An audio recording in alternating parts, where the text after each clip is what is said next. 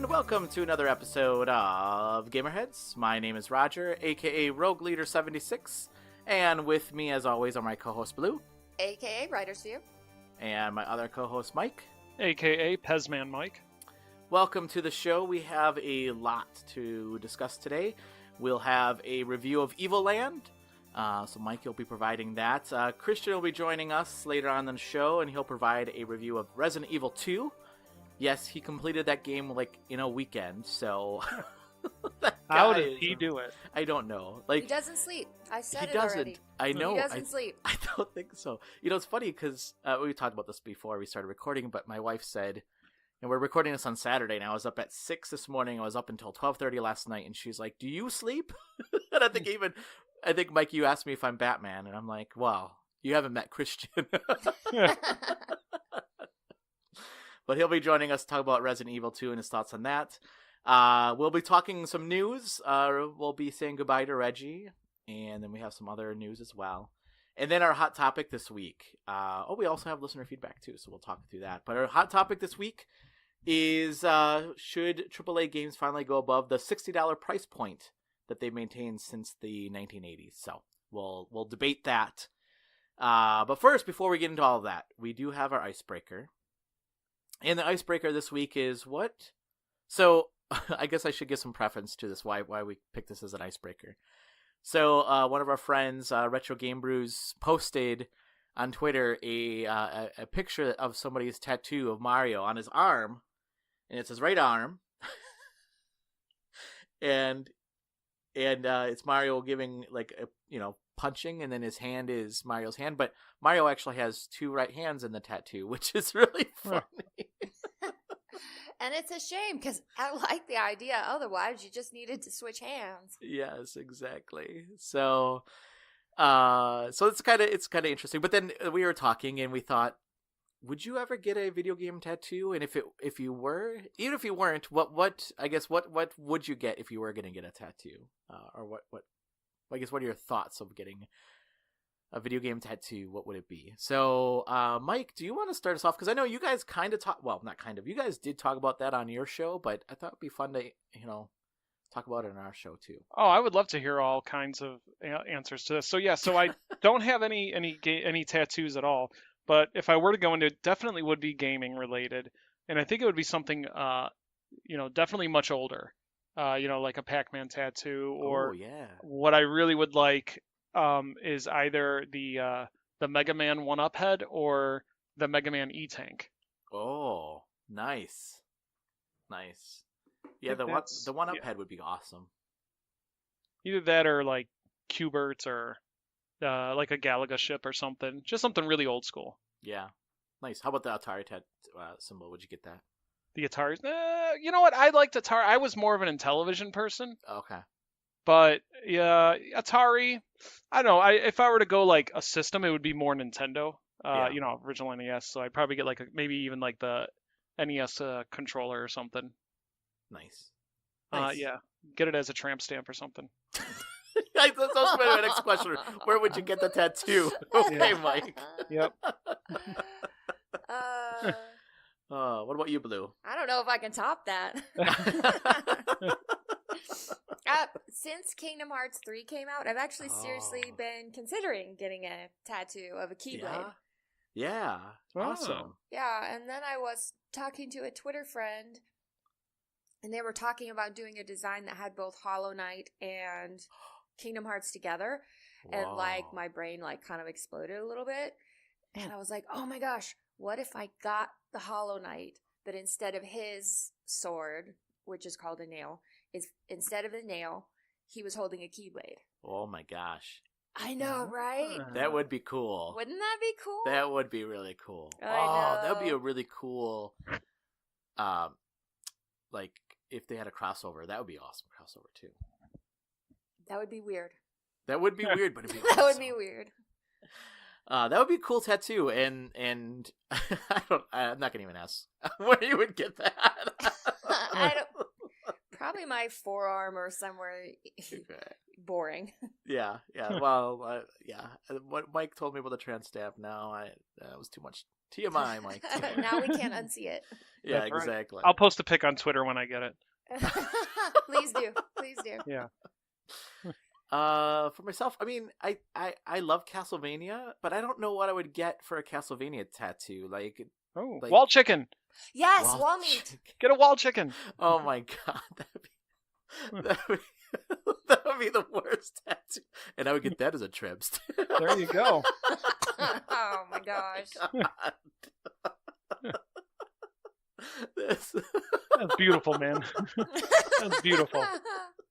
You know what? You do you, Roger. Don't you ever be ashamed of the things you love. That's right. But I think I would probably get actually Triforce. I mean, I know it sounds like cheesy because probably everybody does Triforce, but I just love the symbol of the Triforce. I think that's so cool looking. And I mean, I'm a Zelda fan too, so I think that's be something I'd get. But or a 1-up mushroom, that would be cool, huh? So yeah. But yeah, I can't think of anything outside of the wall chicken that I'd get for Castlevania. Well, yeah, there's really not much else. No. Yeah, you should get the 1-up mushroom like over your heart. Oh. And that way, if you ever have to have CPR, yeah, it'd be like they're activating the 1-up mushroom. And then you can install like an electronic button that every time they do compressions, it goes. And they'll be like, "It's working! It's working!" And they're looking at the thing. It's like, no, he's still flatlining. That if I ever got into the business of making like the AEDs, right? That would be the noise that they would make. You're like, wow, I just thought the atmosphere was really somber in here, and we needed to lighten it up. Yeah, but then if it doesn't work, you have to program it in where it goes bum bum bum bum na na na na na na. Oh, this show took a turn. It did. Oh my god. So listeners, what kind of video game tattoos would you get? And where? No need to be too specific. No, yeah, you don't have to get dark with it like we're doing. Yeah, exactly. So you can send us a tweet. You can tweet us at GamerHeadsPC. You can also email us at info@gamerheadspodcast.com. You can also go on our website, and that's gamerheadspodcast.com. And then also you can go on Facebook, and that's facebook.com/gamerheadspodcast. All right, folks, we have some news here. And as always, I have a couple items that I have listed, but if either of you have news that you want to bring up, please let me know. So the first one I'll talk about here, and this is from Nintendo.com, although obviously other places are reporting it as well. Literally everyone. Yeah. Reggie Fils-Aime is retired, replaced by Bowser. Yeah, that was kind of weird, wasn't that? I mean, it was interesting. Like, interesting that his last name is Bowser, Doug Bowser. And he certainly plays that up. How could you not? You might as well just let people make their jokes and get it over with, and then you can go on. Exactly. Yep. Speaking of jokes, Soldier Boy. That's all you have to say right there. That's it. Good segue. Well done. He tweeted, I made him retire. Okay. Nice job, Soldier Boy. Nice job. Yep. I can't, like, we talked about this too, but, obviously listeners weren't listening to pre-show. But I can't tell if this guy's joking or if he's being serious when he says crap like that. I don't know. Yeah. I don't know. His lawyers are probably popping on acids and chasing his body like 24/7. Probably. Oh my gosh. So yeah, Reggie leaves us, and I mean, he certainly he led Nintendo some really good times, and last 15 years, and some really difficult times with the Wii U. I mean, certainly that probably was not the easiest thing, but I don't think he's even that old. I think he's pretty young. So yeah. But I think he said in his statement that he wanted to spend more time with his family and his friends, and I get that. I mean, boy, that must be a lot of time you must spend. He had a good run. President. Yeah, he had a good run. I gotta say, I really do appreciate his passion and his love for Elite Beat Agents, because that game was incredible. And it's so bad that it sold so poorly, because I really wanted to see a sequel, Yeah. and so did he. That was probably one of his biggest disappointments is that Elite Beat Agents for the DS didn't sell that well. I've never played that game. Is it really good? Are you being sarcastic? No, I am not kidding. I love that game. Okay. I'll have to look for it. Yeah, I'm sure. Well, you're heading to GameStop today for their sale, so Yep. I think you can get it for like $10 or something like that. Nice. But it's if you like rhythm games, with cheesy covers of good songs, then yeah. Nice. Yeah, I'll have to check that out. Yeah. So I don't know. Just thanks, Reggie, for 15 years of, I mean, like you said, I think the passion that he had for games certainly stood out. And in it's an interesting time for Nintendo right now, especially with all their, I guess, working with Xbox right now. Like, it's weird. Like, some of the rumors going around that Game Pass or Games with Gold or Game Pass or something, one of those things might be coming to the Switch. Like, how interesting and how weird. Yeah, that's amazing. Like, what an age we live in, because you would never think, anyone ever think that something like this would ever happen. Yeah. Like, this is if this rumor is true, I mean, this would probably be the biggest news of the year. Yeah. So I hope it is, because I want to see what happens. I want to see like how this works, and I mean, it's just weird. It's such an interesting time to be a gamer. Yeah. Maybe Reggie leaving as part of the deal. maybe.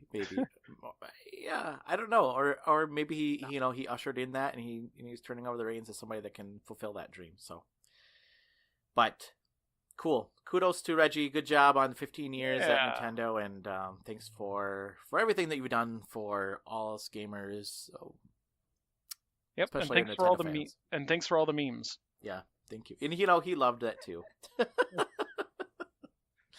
Just that gif of Reggie just dancing and tapping his watch. I don't know why that's just so like it's like watching a lava lamp or something. I know. I'm pretty sure it was a requirement on Twitter yesterday that you post that at least once. Yeah. Everybody had to post that. Yeah. So, the next item here, Blue, would you mind taking this one? This one's a little bit longer, but you can. I typed up a lot in there, but you can sum it up as much as you want. People like to listen to me talk, so. Yeah. So this comes to us from the Loot Gaming and Eurogamer. Epic Games files a lawsuit against Fortnite event organizers. So, a company called Exciting Events hosted an event centered around the Fortnite franchise. But here's the thing. It was really, really lame. Like, they're charging premium prices to get in. And then they've got like a bouncy house and a trailer cave and a rock climbing wall and stuff like that. Sean Lord was the organizer of the event, and he said, "This is for the kids who love the game of Fortnite. I would love for it to be an annual thing. Those people who didn't get value for money on activities, we've got to make that better next year. It is highlighted to us now that we didn't have enough of that." Like, when you get there, it wasn't obvious. I mean, I don't know if you saw pictures. I'm sorry to interrupt you, but did you see pictures of it? It looked really bad. It did. It looked awful. It looked like what you'd see at like the lame carnival that you get every year in the summertime. Yes, exactly. All right, sorry, didn't mean to interrupt. That's all right. So, Mr. Lord, unfortunately for him, the company's assets will now be turned into cash, and funds will be distributed among creditors. Any remaining funds will then be split between other creditors, including those customers that secured agreements for a refund at the event on Saturday, February the 16th, and those that received a ticket cancellation before 10 a.m. on Sunday. Ticket holders for planned events in Spalding and Newark, which are now canceled, will automatically be included on the creditor list. Yeah. So you know what this reminds me of? So I'm calling back to a really old episode of The Simpsons where Homer gets a trampoline and he imagines his own theme park where it's just all junk. Like there's a single trampoline and there's a mud pit and there's a fort just made out of old mattresses. That's what this seems like. This almost seems like really sad too. And just I feel bad for like the little kids that would come to this and be like, what the heck? Yeah. Yeah, depending on how old they were, they might not have cared. It Yeah. might have just been their parents going, "We paid for this." That's exactly it. So I mean, I'll relate this to in Wisconsin. There's this thing called it was the Potter Fest, I think it was called, or Harry Potter Fest, which wasn't sanctioned, by the way, by J.K. Rowling or any of the Harry Potter franchise, WB or whoever owns that. And they held an event, and it was the lamest thing ever. Like, I mean, I felt bad because so it was held in the city of what was that city?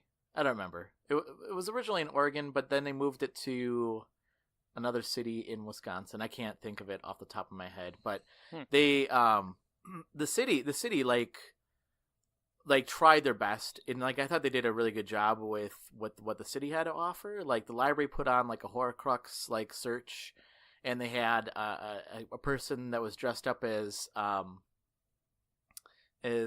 of the professors, the guy that was, oh my gosh, I'm a huge Harry Potter fan. I can't think of his name. He was the like pretty boy guy that was Lockhart. Lockhart, thank you. Oh. And he was awesome. He was signing pictures of Roger, himself. you have to turn in your nerd card now. I know.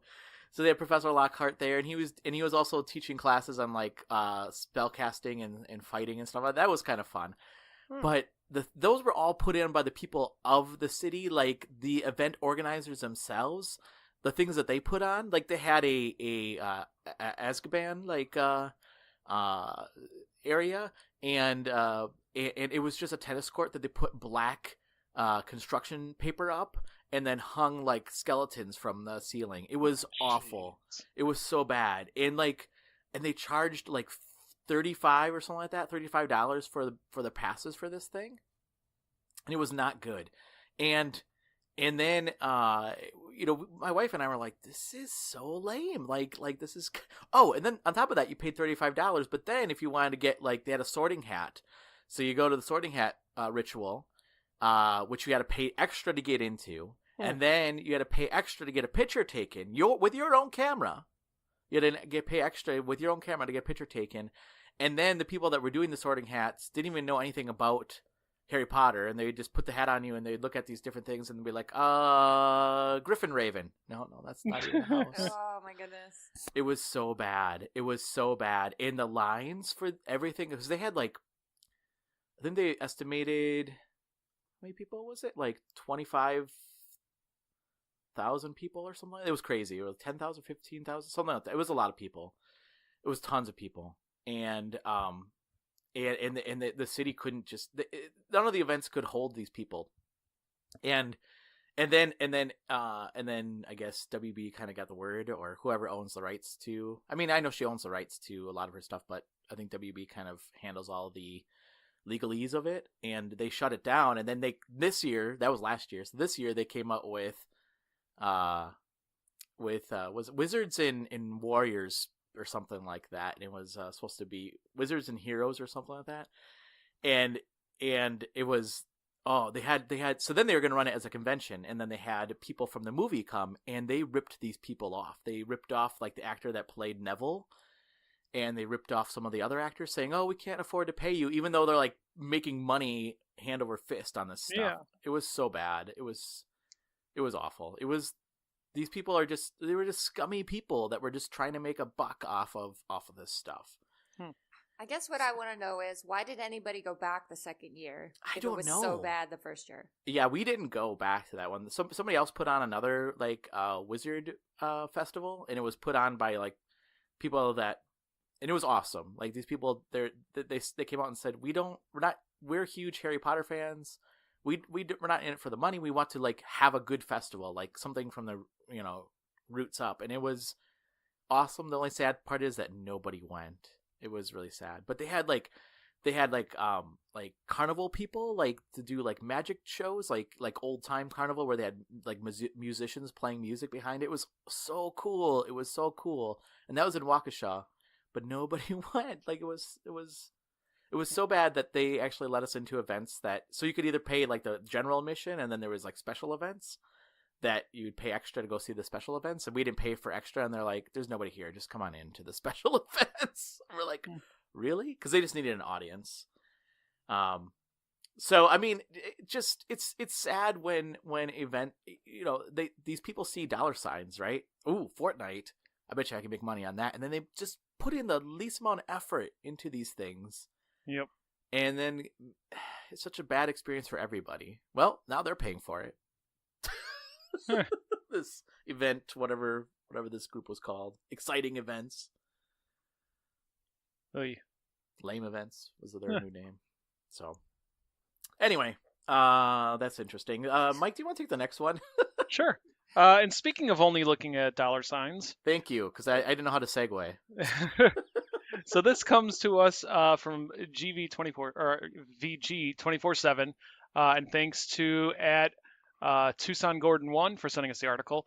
YouTuber paid by EA to review Anthem claims he was told to take down the video and remove watermarks after his negative first impressions.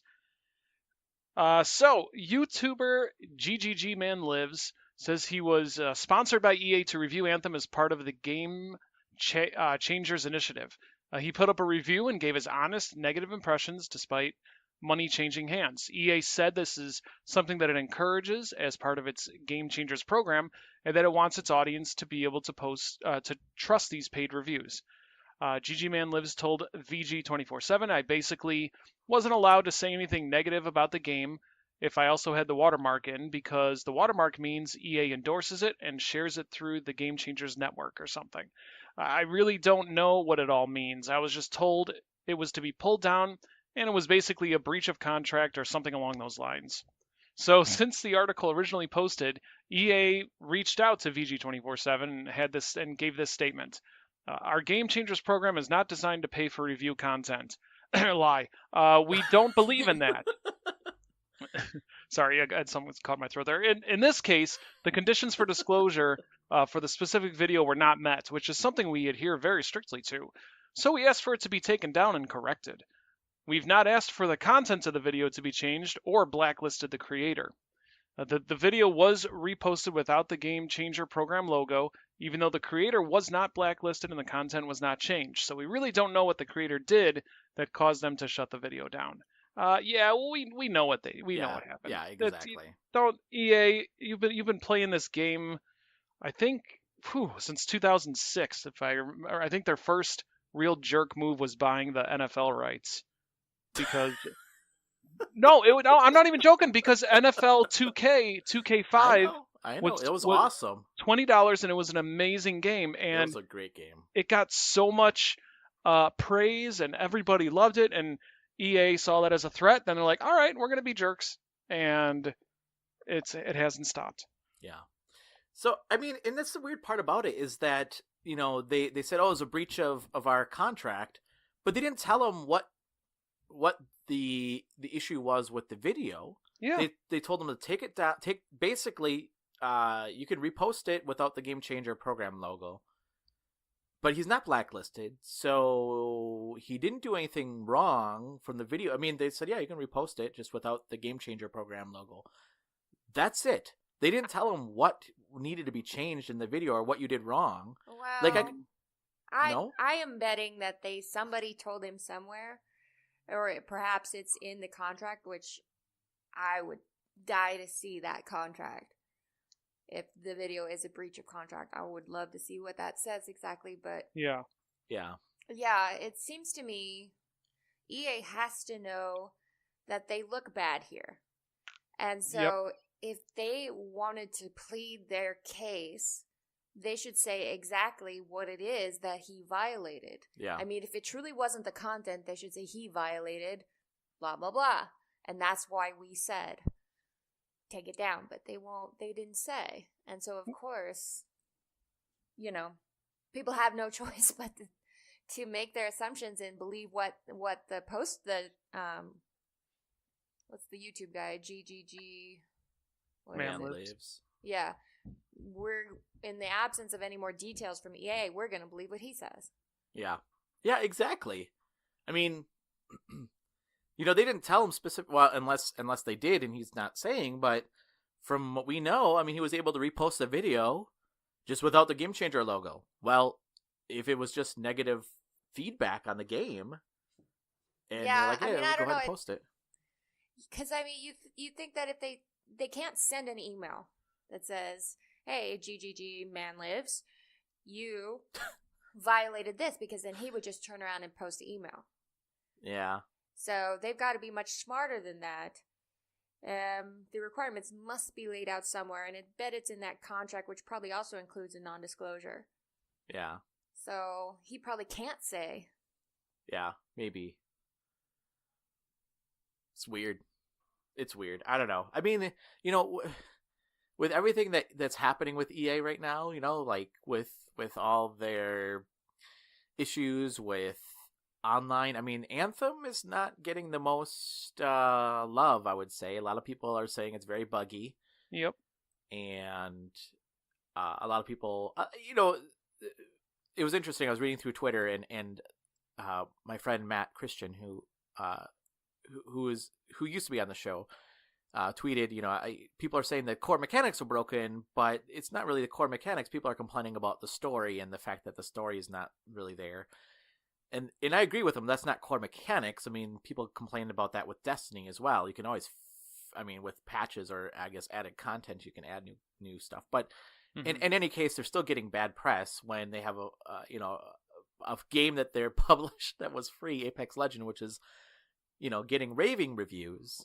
It's just weird. It's weird that they have such bad, I don't want to say streak of luck, because I think that they're doing it themselves. I don't. Yeah. It's just weird. Yeah. It's a weird time for them.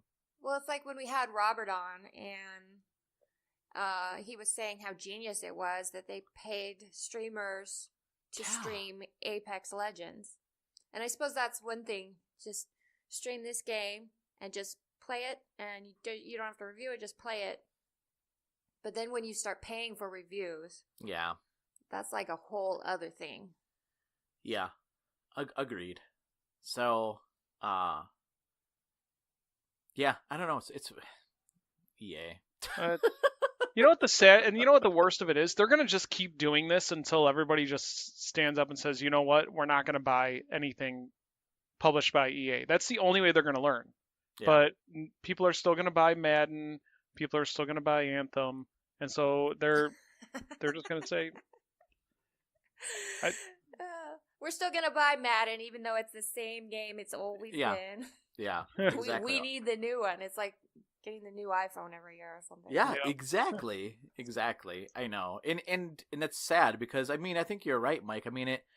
Especially with the Madden thing, it really killed the competition for innovation, right? So, 2K Sports, outside of their point or their whatever they call it, their VC cache stuff that they have, I hate that, but outside of that, their games, like their presentation of games is unbelievable. Like they do such a great job. Wrestling, the wrestling games are okay, but their basketball game is phenomenal. Like it's like watching real basketball. Like in their football game, if you have never played 2K ESPN 2K5, right? That was what it was, right? Yeah.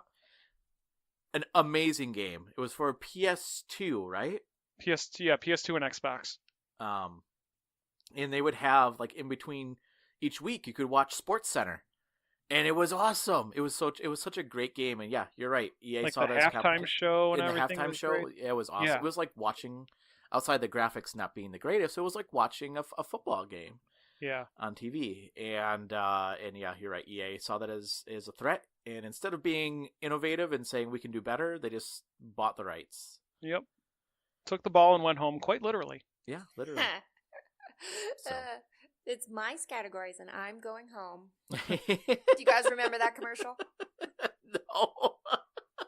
You don't remember that commercial? No, it sounds funny though. With all these things, I these pointless things that I remember, you'd think that I would, but no, I. Yeah, so it's like at an adult game night or whatever, and this guy's storming out of the house. It's nighttime with his box of categories, and like all the other adults are following him. They're like, "No, come back. You can have the word. We'll accept the word." And the guy holding this categories box is like, "You accept neatness as a disease?" And they're like, "Yes, we accept neatness as a disease. Just come back." Was it a commercial for categories? Yeah, Oh my gosh. about That's how fun hilarious. it was. Your friends will, Yep. beg you to come over with your categories. Wow. Yeah. So, that's how it is with my Nintendo. Please, we'll let you win this time. Just bring the Switch over. I'm just kidding. Nobody ever said that to me. Anything else? Do you guys have anything else for the news? It's not news, but there's the rumor that Cuphead and then Oh yeah. Ori and the Blind Forest will be coming to the Switch. Yes, and that's kind of tied into that, first point we were talking about, how Xbox and Nintendo are seemingly working together. Because remember, Cuphead was supposed to be a PC and an Xbox exclusive. Right. Yeah, absolutely. Well, it is. It still is. I shouldn't say it's supposed to be. It is. But if the rumors are true and it's coming to Switch, I mean, that kind of plays into the whole them working together more closely. Isn't that? That's kind of cool. That is really cool. And yet at the same time, because I bought my Xbox One specifically for Cuphead, I hardly use it, like we were talking earlier. Mm-hmm. Yeah. And so if Cuphead comes to Switch and Ori comes to Switch, why should I keep my Xbox? You know what? I was thinking the same thing. I thought I was thinking, if all these, if Game Pass is really coming, if this is really true, and there's going to be more tie-in with Nintendo, I don't need to keep my Xbox. Right? We can sell it. And Yeah, buy exactly. Some Switch games. I could sell it and pay for a month of GamerHeads podcast. That's amazing. It's so strange because, I mean, it's granted, from a consumer point of view, it's great that they have these, that they share these games because, I was a huge Cuphead fan. I mean, absolutely love that game. And I've got a PC, so I just bought it on my PC. Like, that almost gave me no reason to get an Xbox One. Same with Ori and the Blind Forest. I have that game on PC. And it's such an odd business decision because if it wasn't for that, I would seriously consider purchasing an Xbox One solely for Cuphead. But yeah, but just seeing this, I mean, this is like totally unprecedented. But I mean, every time, so I follow MDHC on Twitter. Every time they post something on Cuphead, I'd probably say 85% of the response is Switch. You coming to Switch? Bringing it to Switch? Oh, right. So I don't know. We'll find out more about that at GDC, which is like the second weekend of March. Second week of March. Yeah. I know. Shoot, I was supposed to go last year and I didn't get to, and then this year I'm not be able to go. So yeah. I don't know. Maybe I mean, it doesn't sound like a Microsoft-y type decision to do this, but maybe they are going the Sega route. Like, if we can't sell lots of consoles, let's sell lots of games. Yeah. Mm-hmm. That's kind of what I was thinking too, because right now, I mean, we talked about this before, but Xbox, especially in Japan, is like, I think the Vita might be, it doesn't exist. Yeah. It's like Dreamcast in America. Yeah, exactly. I think the Vita was outselling the Xbox One, and that's weird.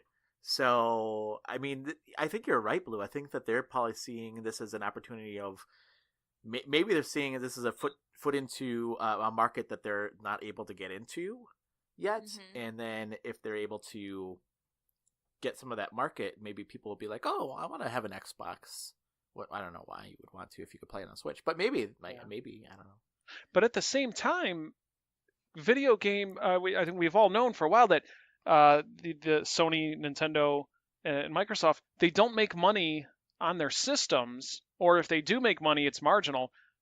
Most of their income comes from the games. Yeah.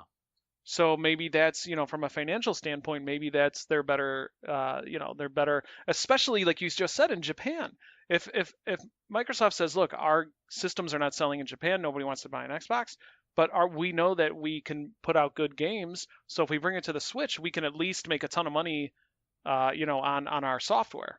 Yeah.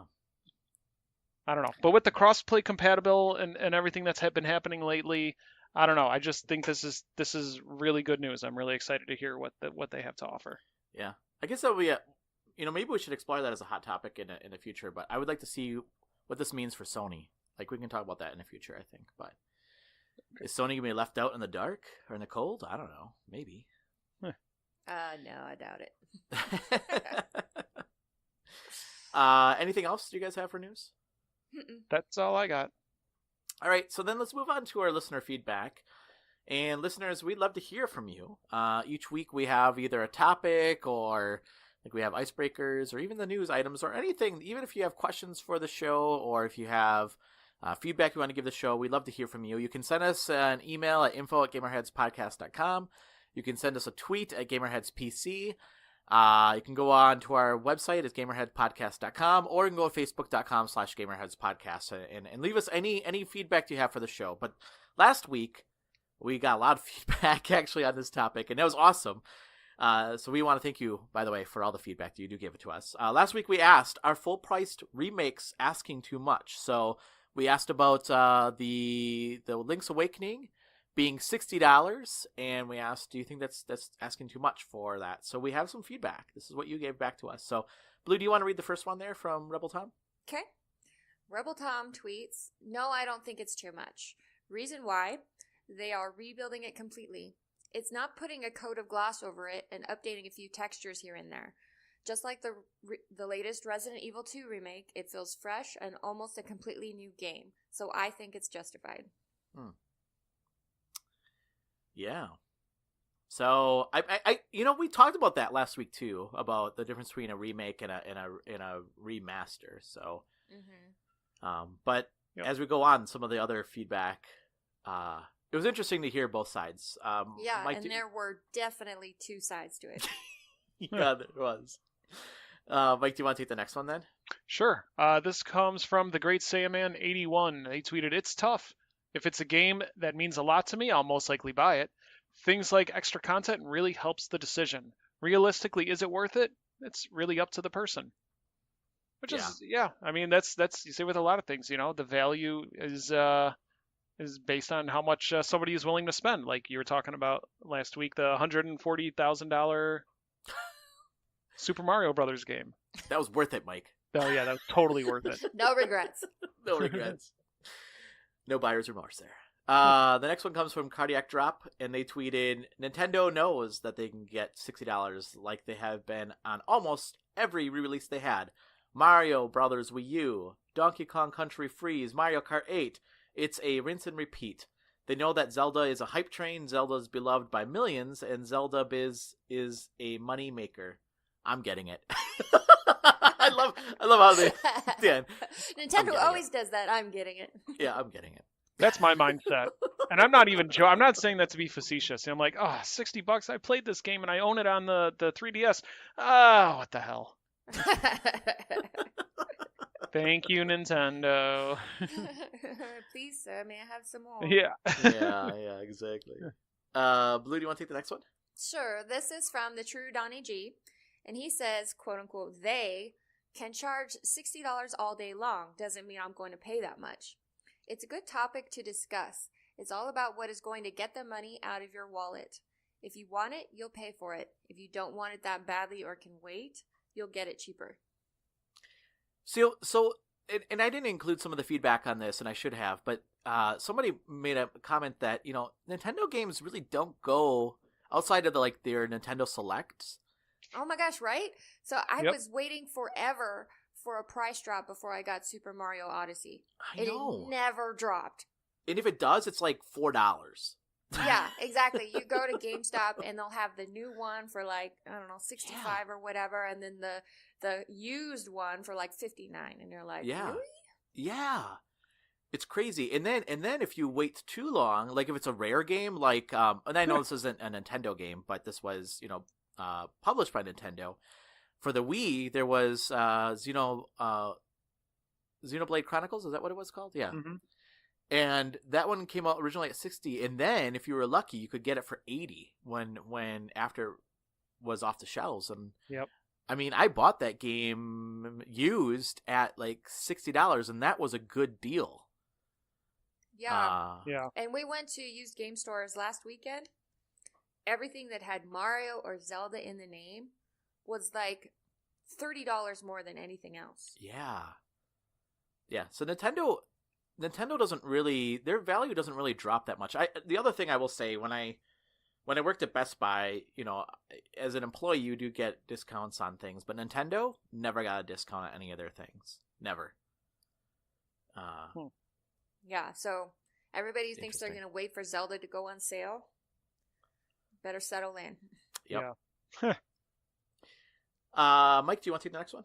Sure. This comes from @Shameless McFly, which is an awesome name. They tweeted, "If it was just an HD remaster, then maybe, but this game is built from the ground up, so I think it's a fair price. Plus, the original is amazing and worth the $60 alone." Except the fact that you can buy it $6 on the 3DS right now. Yeah. I'm not. I get what you're saying, Seamus McFly, but it is interesting, and I do want to see what happens when this game releases. If they're going to pull the 3DS one off the shelf or off the eShop. Oh yeah. They probably will. Everybody go get it. Yep. It's I don't know. I think that I want to see what else they're adding to it. I want to have more content. Yeah. In the game. They're talking about, having some kind of online capabilities, maybe something like a Forged Swords kind of thing. I don't know, but we'll see. That was also a Zelda game, not the Forged Swords one, but there was a Zelda game that came out on the 3DS that didn't do so well. Triforce Heroes. Triforce Heroes, yeah. Yep. The next one comes from Red Slew Ninja, and they tweeted, "Depends on how long the game is, I think. Not sure how long the original was, but given it was a Game Boy Color game, I'm guessing 6 to 8 hours at most. $60 for that could be high if they add stuff, though. Even just to get it closer to 15, and maybe added reasons to replay, I'm fine." I think I looked it up and I don't remember. I think that the original was actually more in the 15 to 20 hour range. I don't remember exactly. Oh, really? But I did look it up. I should go on my 3DS and see if does the 3DS keep track of how long you played a game? Yeah, if you go to there's a log, and you can see how many hours you put into a game. Okay. For each month, and then for your entire lifespan of your gaming. Gotcha. The 3DS. That's how I knew my wife put in 500 hours of Animal Crossing. Oh my gosh. Gosh, your money's worth out of that. There's nothing wrong with that. There is nothing at all wrong with that. Like I said, she's a completionist. So, Do you ever complete Animal Crossing? Yeah. If you catch every animal and catch every bug and get every badge, you do, I guess. But then you need to get every single of your. You need to become best friends with every villager and get their portraits. Yeah, so she's not probably that. I mean, she kind of burnt out after a while, but she after 500 hours, you're kidding. You think? I know. But her house, she couldn't add on to it anymore. Tom Nook was like, "I don't know what else to do." He's like, please stop. Yeah. And then at the end, she was just giving, my daughter and I both had the game too, and she was just like, "Here's some money." It was like $1 million bells. We're like, "Holy cow, thanks." Yeah, it was pretty funny. But she was so sorry not to go off on a tangent, but this is why I love my wife, because when she gets into these kind of games, she takes notes. She has notebook upon notebook pages filled with where you should be buying this stuff, when you should be buying this stuff, when you're going to catch this fish, what time is, just she is she's so awesome at that. And I'm just like, I just want to beat the game.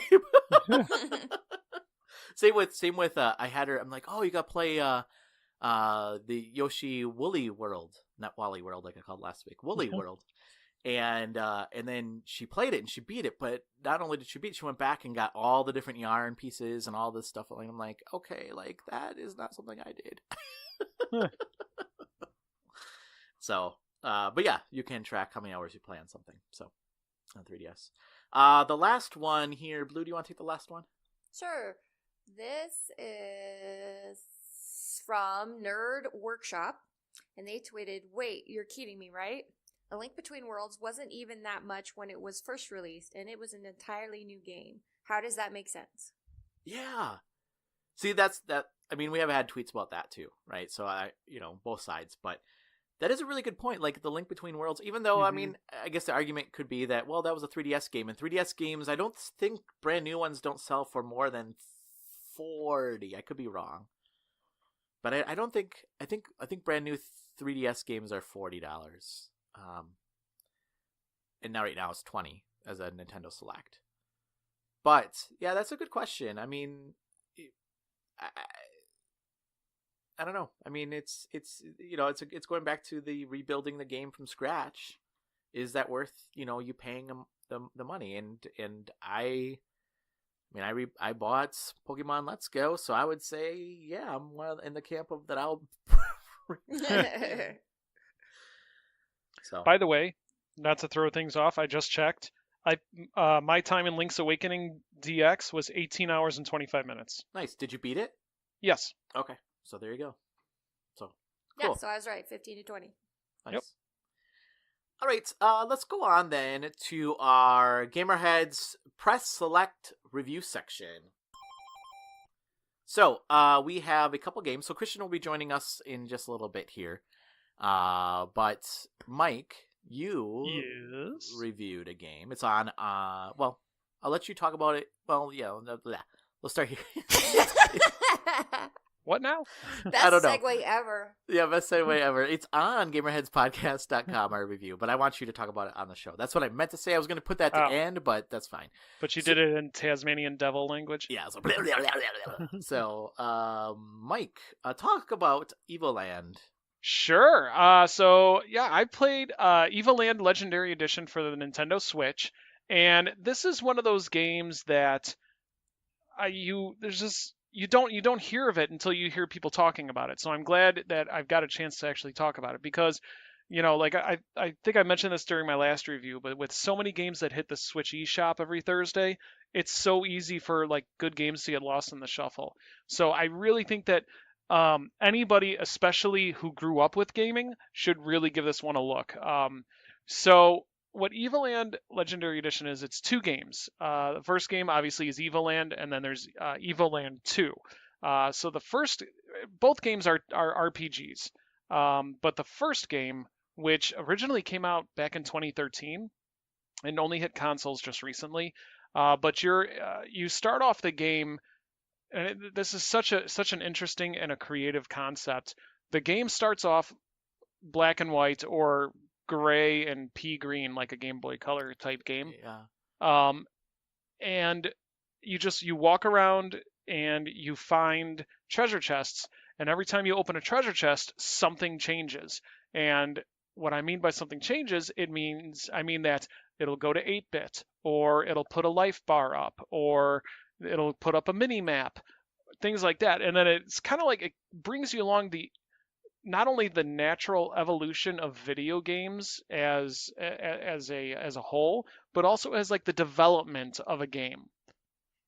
It's really quite fascinating. And again, eventually, so when you start off the game, you start off looking like it's a Game Boy game. And by the time the game ends, by the time you get to the final boss in Evoland, it looks like a PlayStation 1 game. Wizard of Oz, is it? Yeah. Yes, exactly. That's exactly what it does. So yeah, it was really enjoyable just to watch this history unfold just like right in front of my eyes, because it's something I lived through, and it's and I say to my son, I'm like, here, try this game, try Keystone Capers, try Pitfall, and he's just like, what is this? I'm like, this is history, you need to learn this. But it's an RPG, but not only does it change like the graphical styles, it also changes the gameplay styles. So like at first you can only move left or right, and then you can move up and down, then you can move diagonally. Then it changes to a like a game like Zelda. Then it'll change to an RPG, like a more traditional turn-based RPG. So it's really fascinating, and the transition is really smooth too. So you don't have to. It doesn't feel clunky, or it's like, oh man, I really wish I can go back and do this. So there's also a lot of exploration elements. There's hidden stars that you can find in the game, and there's these cards that you can find, which is actually its own side game or its own mini game, like a card game. that you could play against the computer controlled players. That's awesome. And this card game is awesome. Now, when I was researching it, I think it's similar to Hearthstone, but I never played Hearthstone, so I'm not sure how that works. But if Hearthstone is like this game, I'm gonna get into Hearthstone right away. Because it's a really fun concept, and they could have had this entire card game as their own like separate game itself. Nice. So some of the things that I noticed, and so the other thing, and I'm just pulling up some information. And I took some screenshots of this because this game is actually really, really funny.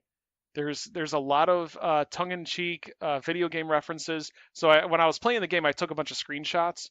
So I'm gonna read some of the stuff. So there's one where you go to collect, or you check a book, and the book, or I'm sorry, not a book, a treasure chest, and it says all your chests are belong to us.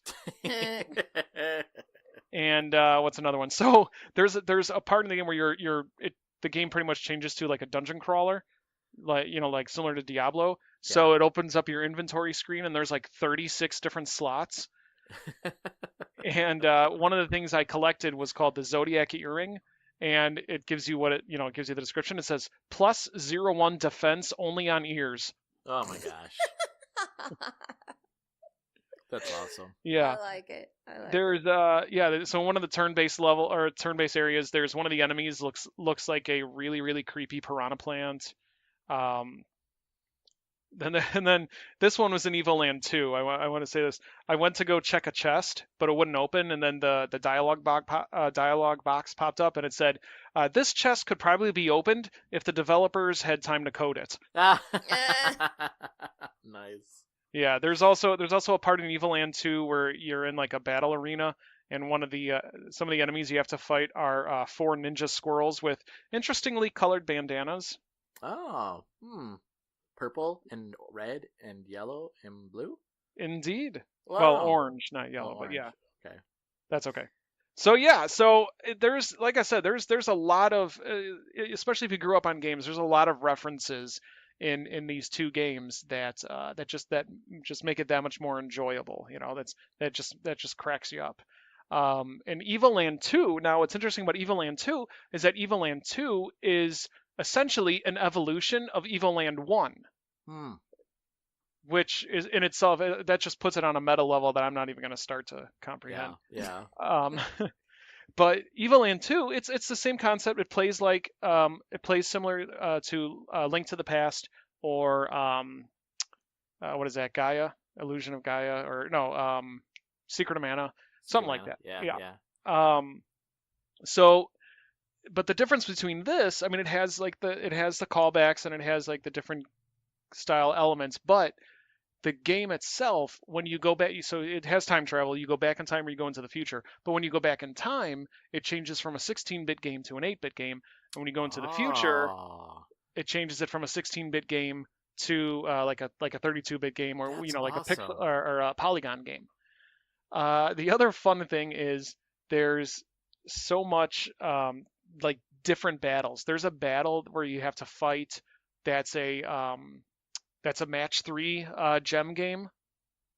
Yeah, that's awesome. And there's a battle that you fight that actually turns the game into a fighting game. Oh, I saw that. Yeah, that looks cool too. And it's just, again, it wears its heart on its sleeve, and it just like, hey, here's all the awesome style of games that you used to play in one really fascinating RPG. Now the Evoland 1 is a really, really short game. I put 2.5 hours into it, and that was me taking my time. So, but the real meat here is the second game. You don't have to play the first one in order to play the second game. I was just going to ask that. Yeah, no, it doesn't. They don't tie into each other. But I would say that Evoland 2 is worth the price of admission alone. Evoland 1 is good to get a few laughs out of it, and that card game Double Twin is so much fun. That's on Evoland 1? Is that card game? The card game is actually on both Evoland 1 and okay. Evoland 2. Okay. Yeah. Okay. So I gave it a B+. I think that it's a really great game to play, especially so it's good for both younger and older gamers. It's good for older gamers because we get to see like everything that's happened over the past 40 years, in gaming that we lived through. And for the younger gamers, it's offers a really good history lesson. So I'm gonna give it definitely if you like RPGs and if you like to laugh, which we don't get a whole lot of that in video games. Yeah. I would recommend picking this up. And I think it's like $20 on Yep, on the 20 eShop. bucks. Yeah. So, Blue, have you played this game? No, I'm supposed to be reviewing it Okay. myself, but I haven't cracked it open yet. I bought this game after Mike. You talked a little bit about it, and I was like, I have to pick this game up. So I played very, very little of it, but I found it really fascinating. The same thing, coming from a somebody that grew up with Atari first. Well, actually, Pong being my first system, That's awesome. and then Atari being my really first dive into video games. It was awesome to see. Like I the same thing. I loved the history behind it, and I loved like seeing that in a transition so well. Like they explained like, oh, this is now you can move different directions, and this adds like music and this adds sounds and such. It would be interesting. Did Robert play this game? Did your son play this game at all?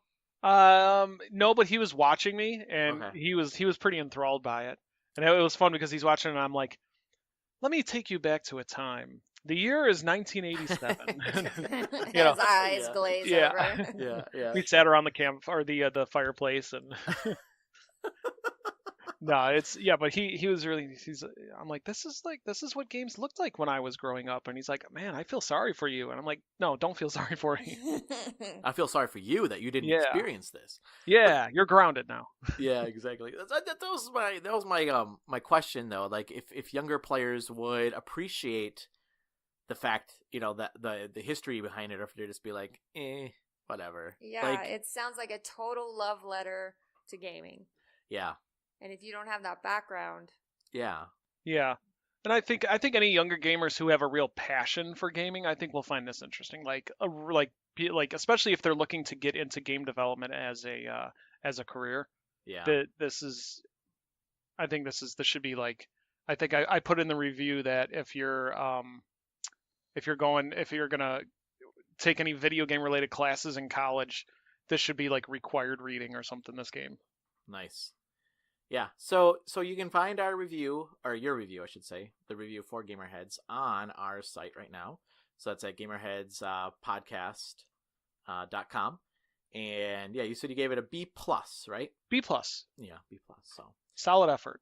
Nice. And I just wanted to thank Shiro Games for providing the review copy for us as well. All right, so then let's have, you guys are going to step out for a moment here, and then we'll have Christian join us, and he's going to talk about Resident Evil 2. And now, welcome Christian to the show. Thank you. Christian, you reviewed Resident Evil 2. I did. And you played that on PC, right? I just wanted to Yep, make sure I got that correct. That is correct. Yeah, so what are your thoughts? Well, Roger, what's your Resident Evil background? So I played the first one, and I remember when it came out on PlayStation, I had all the lights off, and I was playing the very first one, and the first zombie that was just laying on the ground, I thought it was just a dead body. Mm-hmm. And it reached up, and I screamed like a little girl, and I will say I'm not a fan of horror movies, so for me, like, Resident Evil has always been a fascination of mine, but I get really freaked out from it. I gotcha. So, Resident Evil 2. My Resident Evil background is Resident Evil 4 was my first. Oh, and okay. I enjoyed it a lot on the PS2 back in the day. I was probably like 12, and I borrowed it from a friend, and I loved it. It's too young to be playing that game, Christian. Yeah, I guess so. But I loved it. It's not the jump scary type of horror. It's kind of the dread and kind of the like morose setting, and things are just kind of dingy and gross, and it's not pleasant. that's something that gels with me a lot better than something jumping out at the screen and going bah. I'm not a big fan of that. And so mother. yeah, thanks to my mom. And so I played Resident Evil 4. What else? Resident Evil 5 I played after that, and then I went back and played Resident Evil 1 and 2. I played through 2 a couple months ago, the original Resident Evil 2. Okay. And so I'm fresh off the heels of the original Resident Evil 2, and playing that made me significantly more curious how they would go about handling this remake, because I played the demo of the Resident Evil 2 remake before I played Resident Evil 2, and I thought it was pretty neat. I mean, it ran really well on console. It looked really good. It seemed like that there was a lot of interesting stuff going on there. It seemed like they were kind of tracking with the more classic Resident Evil lineage than they were with the more modern stuff, the 4, 5, and 6 kind of action-oriented gameplay. Seems like they stepped away from that, which is what fans have been wanting them to do for a very long time. But their 4, 5, and 6 sold all incredibly well. They sold gangbusters, and then they came out with 7, which was more of like this first-person horror thing. Yeah. And it was actually like a horror game, which is very different than where the franchise was headed at that point in time.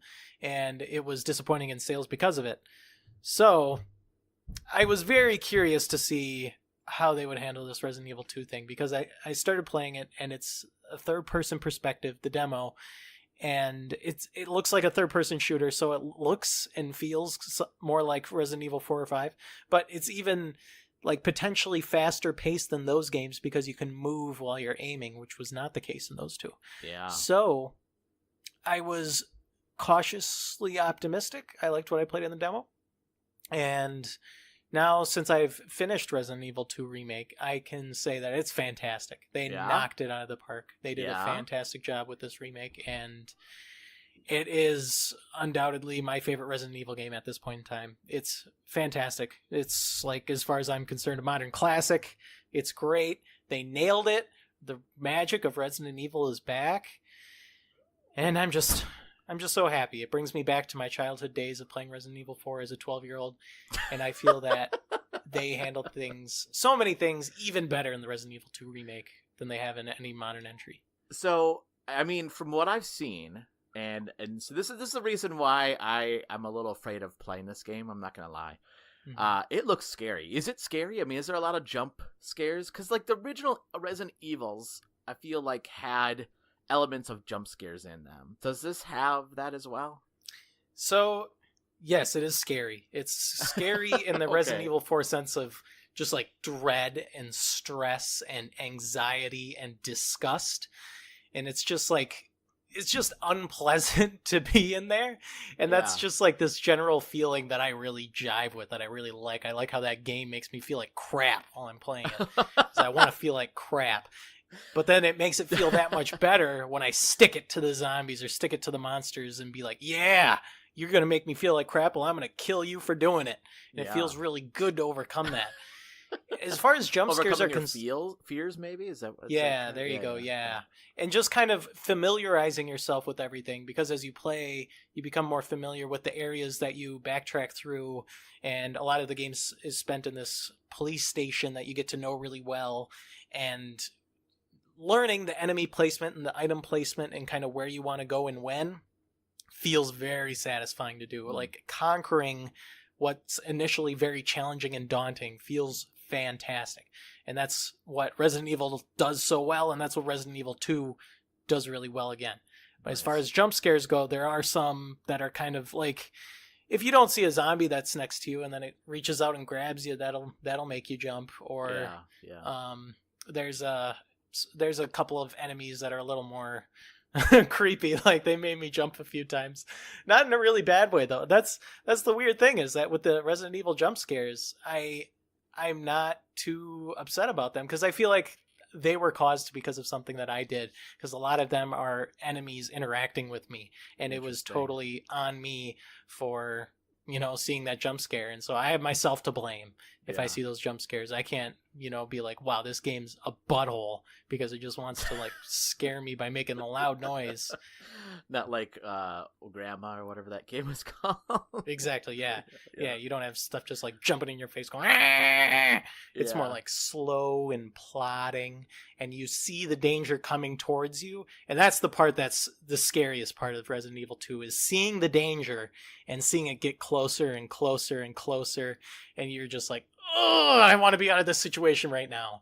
So there was like one section of the game where there was a lot of enemy stuff going on, and I knew I had to make it through this hallway to the other end, and I just died like 3 times before, and I just had this stress and anxiety opening that door and having to go in with all those zombies and face that gauntlet. It was just like, ugh, it felt so unpleasant, but it felt that much more satisfying when I overcame that challenge. Nice.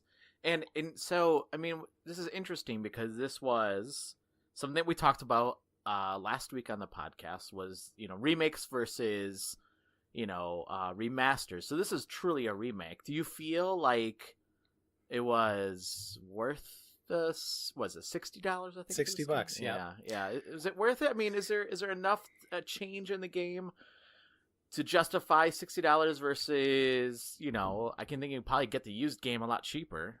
Yeah, you could probably get a digital version for like $10. And this one, it's the full fat 60 retail price, and that's what made me hesitant to get it at first.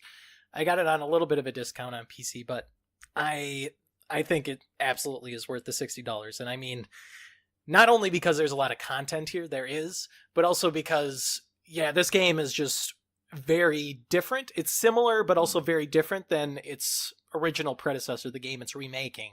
Because it's all from this new perspective.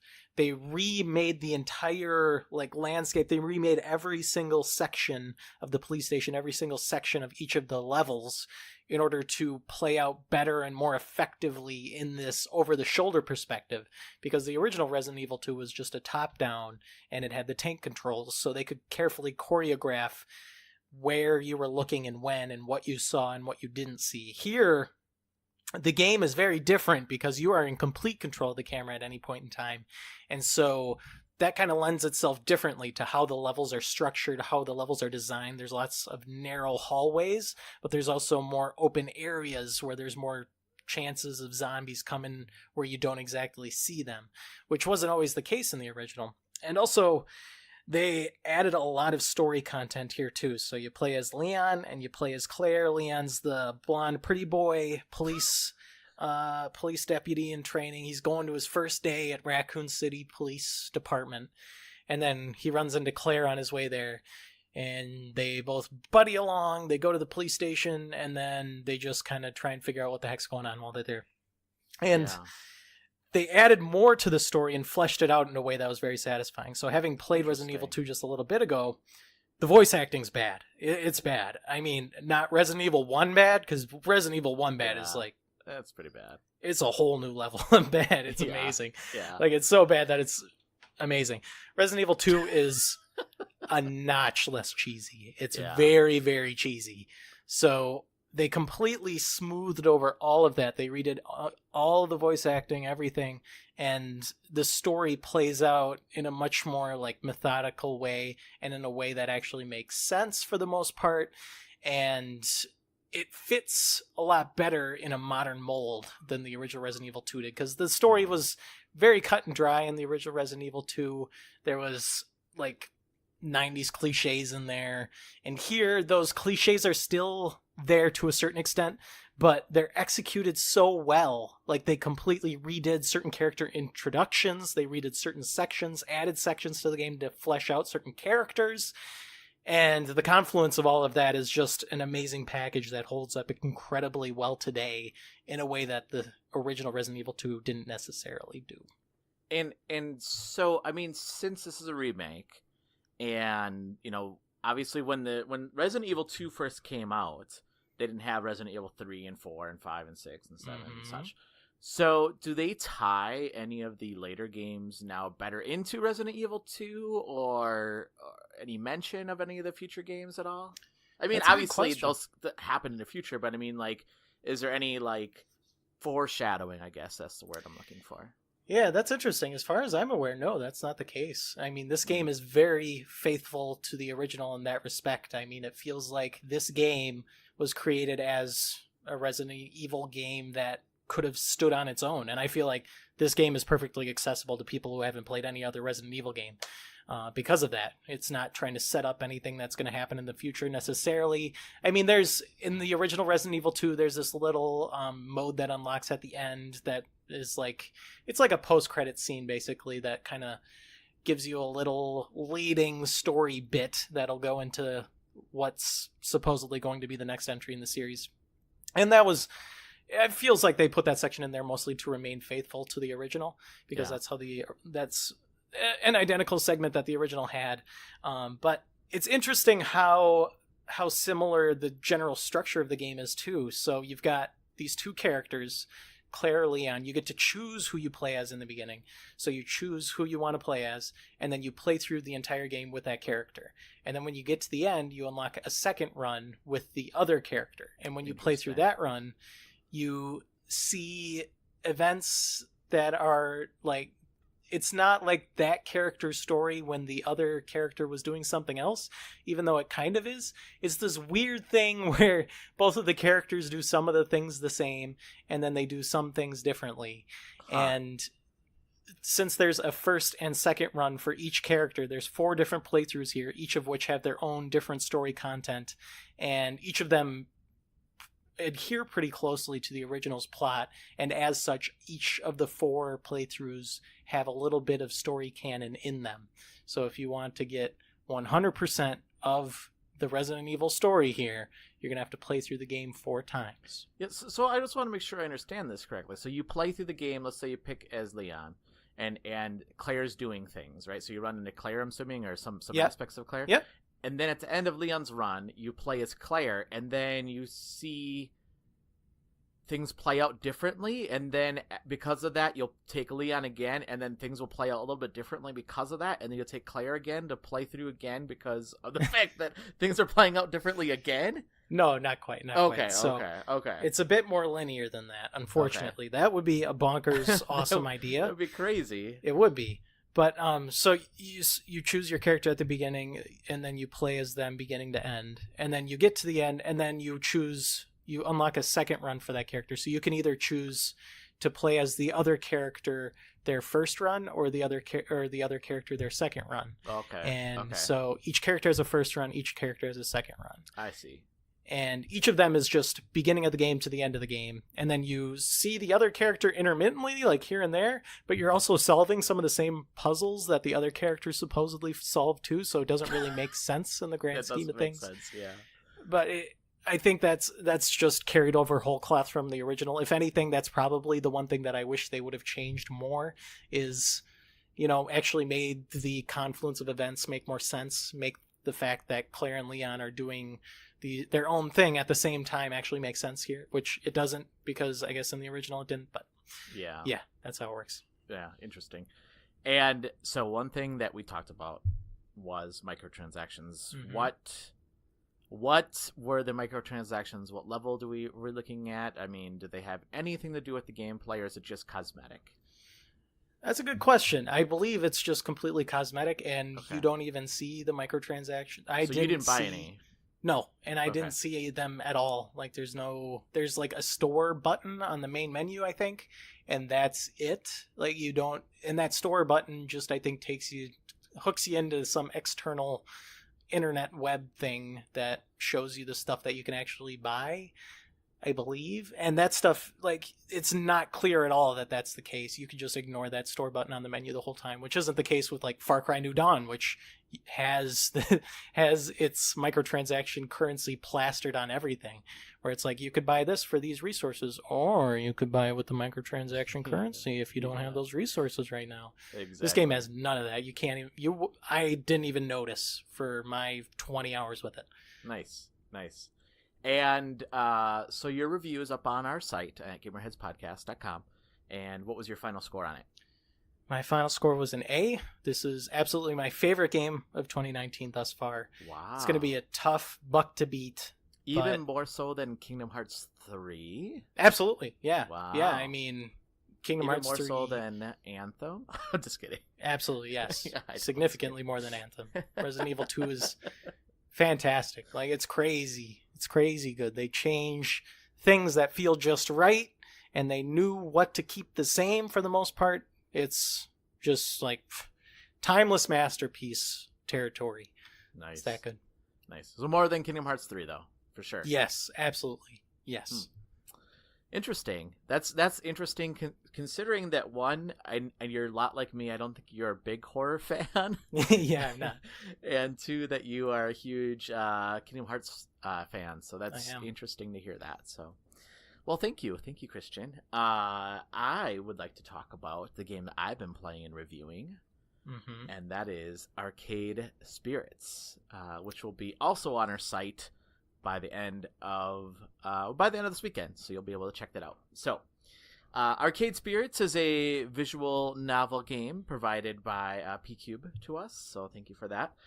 And in the game, you take on a protagonist who is down in his luck, lives in an alternate timeline where the video game industry did not crash because of E.T. In fact, they kind of joke about that, actually. They have this whole thing about, like, well, what would happen if an alternate timeline where somebody rushed out a game based on a movie? It's a good thing that didn't happen. Otherwise, who knows what would have happened to arcades.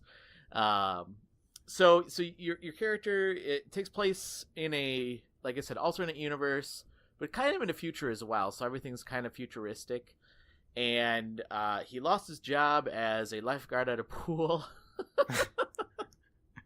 And your roommate like convinces you to download this app named Iris, and she is your personal guide, I guess, throughout this whole journey that you have. And she finds the perfect job for you, which is working at an arcade. And true form to like an 80s comedy, I'm talking about, like the brat group, or whatever they call the brat I want to call it the brat rat, but it's brat pack group. Yeah, I know what you're talking about. Like all those movies, it's very similar to like something like that. You have like a very strange and kind of like charismatic but just like weird older woman that's kind of leading this ragtag group that's working at this arcade, and you interact with each one of them, and you get to learn their stories throughout the story and throughout the game, and as you play through it, you start building relationships with them. So it is a romantic visual novel. It can be as romantic as you want to be. Actually, in the very beginning, you can select no romance, and then flirtation in romance, which I'm not sure what that last one, the difference between those two are, but it's really up to you how much romance you want in this game, and then your character then makes choices based on that and interacts with each character. I will say the depth of the choices you have in this game is unbelievable. Like all the different interactions. So there's like I think like 5 or 6 different like main characters you interact with. Mm-hmm. But then, like, there's side characters you interact with, and the way you can respond to them, and the way you can interact with them, and there's, like, some creepy haunted part, actually. I don't want to get too much into it. But even that, like, kind of drives your story and who you are and, like, what your, like, overall goal is. And again, very similar to, like, one of those 80s movies, like those romantic comedies.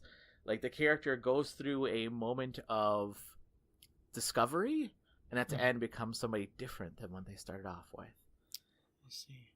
Have you played a few visual novels in the past, Roger? So I will say this. I'm not a visual novel fan at all, really, to tell you the truth.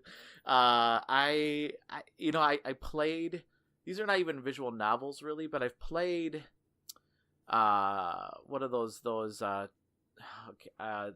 they have like the time dilemma. What are those things called? Like I forget. It was on the 3DS and it was real popular for the 3DS. 999, Room 999 or 999. Okay. And then that series after that, I forgot the game after that was called. And I will say those games have a little bit more gameplay to them than probably this visual novel. There's not. I mean, this is truly a visual novel. Gotcha. Although I did play some of the. I mean, I did enjoy some of the games that One More Story had to offer, and those are visual novels. So that was yeah. So yeah, I have played a couple, but I didn't think I was gonna enjoy this game as much as I did, and I started becoming attached to some of the characters, and actually found myself wanting to like cheer up the characters as you go through. It's weird, like because you can be very sarcastic, like an '80s sarcastic comedy. Or you can be like serious with some of these characters, and some of these characters start opening up, and I don't know, you actually find yourself becoming attached to some of the characters, which I think is, you know, kudos to the writing of the story. Yeah. Is there like a overall plot? Is there like an overall thrust to the events other than just popping in with the characters and hanging out with them for a bit? There is. So like each character has their own like part in this arcade that you're working at. So it's called the Funplex Arcade. That's clever. So like arcades, like I said, haven't died out. But the Funplex is more of like the local, like the ragtag kind of people. So you have a person there that works there, and she's the one that fixes all the arcades. So she's kind of like the techie person, and she sees like video games and stuff like that as like history, and not about profit, but about like preserving the history. And then you have Gavin, who runs. That's Naomi, and then you have Gavin, who runs the store, runs the place, and he's all about profit. Then you have Queen Bee, who is an esports star and just crushes everybody and that comes there, and she's like on this team, and like her backstory is really interesting. Like she's probably actually the most interesting backstory character. I gotcha. And I don't want to give too much away, because if you decide to go down that route and actually like not even pursue her, but just to like kind of like talk to her throughout the whole story, you'll get more of her story. And her story, I think, was the most fascinating, actually, and probably something that I was like actually taken aback by how deep that story got, actually. Oh wow. Then you have Ashley, who is a cosplayer. Nice. That works there. You have a gentleman named Percy, who is a day trader who's British, and his story is also interesting. Like, so he goes and plays this game that's like Pac-Man, but he wants to get the high score.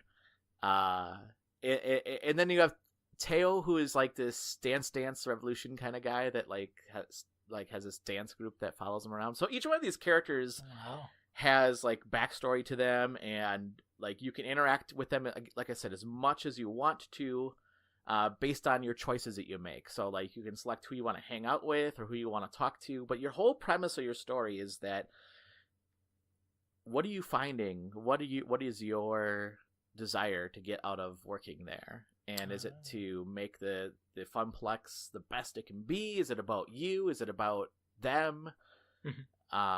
So that's what makes it so brilliant. It's like there's so many different choices you can choose from. That being said, with all the choices you can pick from the character interactions when you interact with them and who you interact with, the character that you pick, like you design, like there's very few choices. You have maybe like 3 different styles of hair, either short, long, or something else out of medium, I think. Different colors, like, you know, brown, blue. You can actually pick blue, whatever color you want for your hair. And then just like maybe a couple different outfits with different colors, and then you can pick the gender and your name, obviously. And that's it. And not that that's a big deal. Yeah, it's not a big deal breaker in the game, but it's interesting because there's so many different choices in the game to choose from, who you interact with and how you're going to interact with them. It was interesting to see that was scaled back for your own character design. I gotcha. Is it pretty meaty, Roger? Is this quite the long visual novel as far as you're concerned? So I it won't take you long to play through your first playthrough. Like probably there's 5 or 6 chapters in the game. Okay. And each one is not going to take you that long to get through. But the cool thing is that, you know, because of your choices, you'll want to play through it again and see what different choices mean and how your characters interact with you. So there's plenty of replay value in the game. The other thing that I absolutely adored in this game was the voice acting.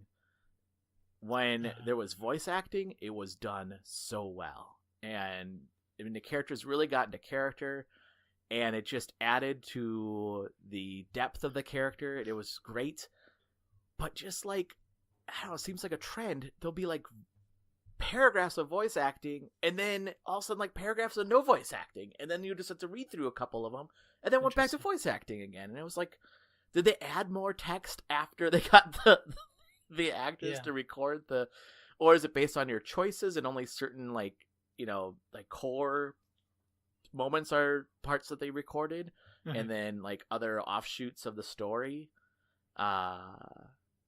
is there actual like character dialogue that they have not voiced? Yeah, there is. Okay, but most of it is voiced? It's 50-50. 50-50. Okay, interesting. So sometimes when it's not voiced, they'll just have like a yes, and then they'll be, you know what I mean? Like, yeah, that's most visual novels in my experience, is that they don't read the whole thing. They'll just have aha or hey, stuff like that. Yeah, but I mean, there's times where they'll have this whole like monologue where they'll read. You know, I mean, it's on the screen, you can read along with it, but you know, it's actually voice acted, which is great. Wow. It is awesome. It is so well done. And the other fun part is that there is, like I said, there's a lot of references to 80s. Like your voice, your phone will pop up and it will say, "Hey, listen!" And it just made me laugh every time that happened. Yeah, that's good. But yeah, there's so many different choices. And you asked about the meatiness. I mean, that's what makes it so meaty, is the fact that there's so many different choices. It's like, like I'm sure this is with every visual novel, but it is like reading a choose your own adventure. Because there's so many different options and so many different choices, and they allow you to have so many different save files that you can just save as many as you want. Nice. And then based on your different choices you make, I mean, they call them prizes, but they're just artwork that you can unlock. So you beat each chapter, you unlock artwork, but then based on some of your choices, you also unlock artwork within that chapter as well, which is kind of cool. So if you want to go back and check out some of the artwork, that's certainly something you can do as well. I gotcha. Like I said, it is a romantic visual novel. It is not. It is better than some of the other ones up there where it's all about like the female body, I guess. You know what I mean? You know what I'm saying?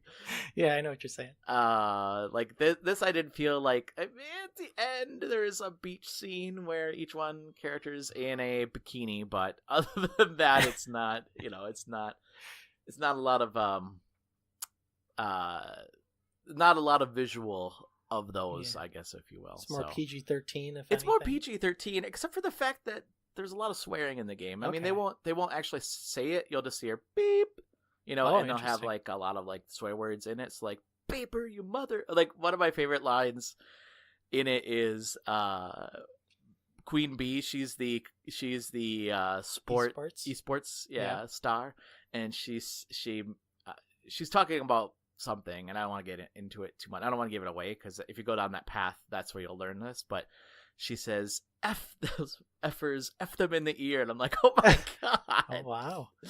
Yeah, so she's a little rough around the edges, but she's a very interesting character. And that's the thing that I think is so fascinating about it, was the fact that, you know, I've seen when we talked with Jean Leggett from One More Story Games, and she talked about like designing, you know, story games, right? And like all the different choices you have. Like that's the first thing that was going through all my head, was like how many choices they actually gave the players in this game is absolutely amazing. So I actually gave this game a rating of an A as well, because you know, like I said, visual novels are not going to be for everybody. But they are. I mean, this one is done really well, and it's not. I mean, even being a romantic visual novel, it's not a perverted one. I guess that's the best way I can describe it. It's not a perverted visual novel. It reminds me of a very 80s story, and it was great. I mean, it would just, if you're a fan of like 80s movies and 80s stories, and like nostalgia and you like visual novels, this is something that you should certainly give a shot. That's awesome. This It's sounds on like a Steam. great pick up and play game, Roger. You said you played it on Steam? I did, yeah, and I was streaming it as well. So you can actually go to our channel, twitch.tv/GamerHeads podcast, and you can see our stream of the game. And it's great because this is such a great game to get a community involved with, because then they can help you make the choices. And like I said, there's a lot of them. So there's at least, in each dialogue, there's at least 4 to 5 different things you can say to each character. Oh, nice. Yeah. So, yeah, that's Arcade Spirits. All right, so let's go back and we'll bring in Blue and Mike. Christian, thanks for joining us. Anytime. All right, so welcome back, Blue and Mike. So let's talk about games that we're currently playing. So, Blue, do you want to start us off? I didn't play anything this week. What? No, I I'm just know. kidding. I had a train wreck of a week, and I Aw. didn't play anything, but I watched a lot of TV. Aw, I'm sorry that you had a train wreck of a week. What are you you're reviewing besides Evoland? Is there something else you're reviewing though? Well, I'm meant to be reviewing the original Psychonauts, giving it Oh. I know, it's so fun. I'm trying to give that a good proper replay through and review to be ready, whenever the second one actually gets a release date. And then, yes, I've got to review Evoland. I've got to still review Black Sea Odyssey. Oh yeah. Which is my nemesis. I am meant to be reviewing Monster Boy as well. Wow. Yeah, so Got a I full have plate. Yeah, you got. A I full do plate. have a full plate.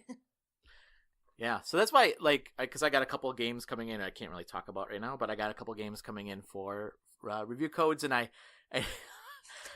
knew that you had a full plate, so I was like, I'm going to divert these away from Blue for a while. That's nice of you to think of me. But I don't know, if they're quick playthroughs and reviews, that's one thing, but So okay, well, next week we'll I will have something to participate and share next week. hopefully have a my better heart. week. Yeah, know. hopefully. It's and I will say, it's been this week for me too. It's been a really rough week. But yeah, I've been staying up later just to put in some game time and getting up earlier to put in some game time.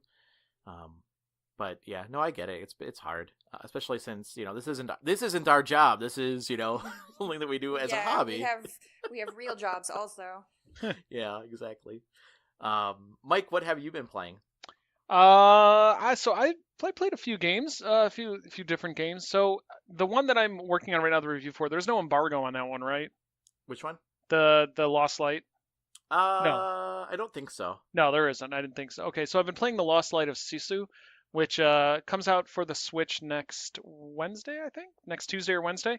Yeah. I'm finding that to be a very chill game. Nice. Like that's the kind of game that I play before I go to bed, just to kind of just to relax me and everything like that. If you do end up, and I'll have the review up and everything, but if you do decide to pick up the game, I definitely recommend playing it with headphones. But it's a puzzle platformer, similar to, I guess you could say, like N Plus. Okay. Or Celeste even, where you got to have like perfectly timed jumps, things like that. But it's on a much more casual level. Like you don't die in the game, at least so far that I've been playing. And if you get hit, there's no health bar or anything like that. It just knocks you back, and you got to find a better way to get from point A to point B. So, Nice. So I've been playing that. Of course, I've also been playing Tetris 99. Yes. Can't stop the Tetris. Having What's a your lot best? of fun with that. Do you have a new best yet? I have a new best. I got third place. Woo! Nice. Yeah. Nice. I was very excited about that. And then, so I've been playing that. But then here's the problem, and this is a problem with a lot of these battle royale games. If you're gonna get into that and you want to feel proud of yourself, start playing day one. Because I was playing last night, and now people are starting to understand the mechanics, and I was getting destroyed. Yes. by Yeah. by the more hardcore Tetrasites. Yeah, it's interesting because Tetrasites. I saw somebody else post that too, saying, "Wow, this game has gotten a lot harder now that I people noticed are a good." significant difference even between day 1 and day 2. Yeah, Yeah, it's getting a lot tougher, but I'm still enjoying it. I got my third place. I think it was like 2 days ago. So, nice. but it just sucks when like you're playing and it's like the game just starts and you've got 7 people targeting you. I'm like, what did I ever do to you? I know. Oh, I know. Right when you start. It's either a top 10 finish or you're out at like number 96. Yeah, I know. Yeah. There's I no know. in between. This is true. I know. I found the same thing. That's funny that you say that. So yeah, I'm excited for any of these in-game events that are rumored to be coming. Yes, like team battles. We Yeah, have a GamerHeads team, man. there we go. Absolutely, squads. Yeah, squads. Cool. Anything else? I've been playing. Well, I played Evoland 2, Yep. and as you just heard, I'm very much enjoying it. I took a trip to the Galloping Ghost over the weekend, Yeah. which Talk is about that. which is an arcade out by Chicago, and it's a $20 cover fee. It's actually the largest arcade, if not in the U.S., in the world. What? Yeah, no, I'm not joking. Like in terms of how many games, they have like 700 arcade games here. What? Yeah. I am really surprised that there not be something like in Japan or something. Well, Yeah, yeah, no that's what I kidding. said. I'm not 100% on Japan, but if it's not in the world, it's definitely the largest in the U.S. So you go in, it's a $20 cover fee, and you get all the games are set to free play, What? and they close at 2 in the morning. What? So yeah. I need to go there. Yeah, Oh, why absolutely. Come don't on out, you- man. How is it that you don't live in the parking lot? Yeah, I no know, kidding. right? Right. Right. And they have they're the only place in the world that has Primal Rage 2. What? Yeah, they're also the only place in the world that has the Beavis and Butthead arcade game. What? Yeah, like Mike, so this. I was staying at your house for like a weekend. Okay. Of course, man. You're always welcome at Casa Ryan. Yeah, no, that's awesome. they also have the Silent Hill arcade game, the Castlevania arcade game. I'm talking these like Japan games Oh my gosh. where you actually use a whip. Like it's like a stand-up game where you actually have a What? whip that you use. Oh my gosh! I need to Yeah. go there. I need to go to there. So we actually met up with a couple listeners of the Controller Throwers who are from Australia and New Zealand, are in college right now and in Canada, and came to Chicago to visit. So we took them out there, and it was a lot of fun. The one guy, he's like, "Oh, I love R-Type." So I'm watching him play R-Type, and he like, okay, so and then he gets into when he's talking, he's explaining everything before it happens. Oh my gosh. All right, so this guy's gonna come from this angle, and you need to make sure you have this power up. I'm like, oh my god, this is like his knowledge of this game is incredible. So I played a whole bunch of different arcade games over at the Galloping Ghost. So that was very exciting. And then I played some more Red Dead 2. I got to this point, and I don't think it spoils much of the plot, but you meet early on in the game, you meet Arthur's like ex-girlfriend. Have you done that mission? No, I Okay. kind of fell off the horse. Literally. Yeah. Um, well, you meet up with her. You meet up with her again later on in the game, Okay. and it's not an action mission or anything like that, but it really made me appreciate how much effort was put into the game. Mhm. And then finally, I played a round of Golf Club 2 Oh. on the PS4 because right now at the GameStop Pro Days sale, Golf Club 3 is $20, and I was considering getting it. And I'm like, well, I own Golf Club 2. Do I think it's worth picking up the third one? So I played around. I actually, somebody, like just some random person joined me. And just played around to golf, and I decided, you know what, I don't need the third one. I'm fine with the second one. Oh. So I played around to golf. If you like golf games, but you hate like having to buy a new shirt or a new hat in order to improve your stats, then get the Golf Club because it's all about skill. There's Yeah. nothing you could do to buff your character. And you're playing that on a PS4, you said, right? Yes, sir. Okay. So yeah, I heard the third one isn't as good as the second one. That's what yeah. I heard. Yeah, no, and I really enjoyed the second one, so I'm just gonna keep that. I'm not gonna pick up the third. Now that you said that, maybe I won't. I was going to go pick that up today, Mike. Oh, well, I'm glad I brought it up to you. I just saved you Yeah. $20. Yeah. Or you could just buy Golf Club 2 and join me in a nice round of golf. Yeah. Cool. Anything else? No, that was it. That was a lot of games for me. It is a lot of games. For myself, I have been playing. I'm not going to talk too much about it. I'm not under an embargo, but I don't want to give a review yet. But I've been playing Riddled Corpses EX on the Switch. So I've been putting a lot of time into that game. And if you like zombie games, that game's coming out in March, early March. So I'll have a review up on our site, and I'll talk about it probably next weekend or so. But that game is coming out, and let's see. I've been. Did I talk about? I know I talked about Animal Crossing, Stardew Valley. I mean, it's Stardew Valley, not Animal Crossing. It was. Yeah, I was listening to the show last week. Congratulations on furthering Pam's alcoholism. Yes. Well, that I got from you. Yeah, that's the best thing to do for her. Yes. Did I talk about last week how I had that one of the characters dance for me? Did I talk about that last week?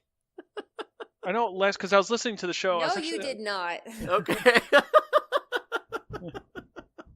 So I think I mentioned last week though that I got turned down at the flower dance, right? Right. Yep. And I was really upset about that, and I thought to myself, I'm not going to have that happen again to me next year. So I've been working really hard on my relationship with Emily, and I went to go visit her, and she says, I have something to show you. And I was like, okay. Yeah. And she said, it's for your eyes only. And she turns on this boombox, and she starts dancing, Yep. and then the screen starts changing colors. And it gets really psychedelic because I think she's kind of a hippie, and it gets really psychedelic. And then like rainbows start showing up and unicorns, and then like alien heads, and it's just the screen starts flashing. And I turn to Christian because I was playing at lunch, and I'm like, "What is going on?" And he's like, "What did you do?" I'm like, "I don't know." And then at the end of the dance, she says, "How did you like it?" And I was like, "Yeah, it was great." So I haven't talked to her since because it was kind of weird. That was a weird moment in our relationship, that's for sure. And I'm a little worried that she might, I don't know. I'm afraid I might have picked the wrong person. But so then they had a luau, and I got invited to that, and I was like, okay. And the mayor said to bring something. It's a potluck, and I went and bought a plate of spaghetti at the bar. The restaurant. You brought place. spaghetti. Well, at a luau, I don't know what to bring. And it turns out that it's a big, like, pot. Like, when they said potluck, they really meant, like, a big pot, and you're throwing stuff into the pot. And I wasn't going to throw my spaghetti in there, because that'd be weird. But I just so happened to have a berry on me that I picked earlier that day, and it was a starberry, and I threw it in, and they invited the governor, and he ate it, and he loved it, and I was a big hero of the day. So, nice. Yeah, so... That game is so interesting. And so weird. But yeah, so I've been playing that. I started playing then Arcade Spirits as well. So not started. I mean, I've been continuing to play that, but I started streaming that, I should say. And that's a fun game. I'll probably stream more of that this weekend as well. It's an interesting game to have people talk about the game and give answers to. So it's a very interactive game that way. So indeed. And then I started playing. So Mike and I both. Well, Mike got an Xbox One, and then I started playing some Xbox games, and I played some more Forza 4, and that game's really good. I forgot how good that game is, except the community is kind of dead now in that game, which is kind of sad. Oh. I was going to play an event, and it was like, you can play with other racers, you can play solo, and I'm like, I'll play with other racers. And then it sat there looking for other racers, and it's probably sat for a good 15 minutes before I said, forget it, I'm just going to drive it solo. Yeah, so that was kind of sad. Huh. But I'm enjoying that game, and then I think that's all I've been playing, really. I think those are the games. Oh, and Tetris. I forgot. Tetris 99, of course. My best now is 6th. I got in 6th place yesterday, actually. Yeah. All right. Team GamerHeads is going to be strong. Yeah. I was very proud of my 6th team. place. Yeah. And I tried to get my wife to play it. I'm like, you like Tetris? And she's like, I don't know if I'd like this, though, because it's like very competitive. I'm like, oh, well. But she didn't. I'm going to get her to try it. And I know once she does, she'll be hooked. But, yeah, because she's really good at Tetris, and way better than me. Like Dr. Mario, I wanted her to compete in the Dr. Mario challenge last weekend, Blue, because she can play at like the highest level and beat me, and I'm playing at like level 1. Well, I'm glad she didn't, to be honest, because I still only got 3rd. Yeah, that's really good. Oh, that's the other game. I've been playing Teenage Mutant Ninja Turtles 4, Turtles in Time, for the RGB high score challenge. And I thought I did good. I played that this morning as part of the Saturday Morning Serial Series, which you can catch on our Twitch channel every Saturday morning about 7:30 Central Time.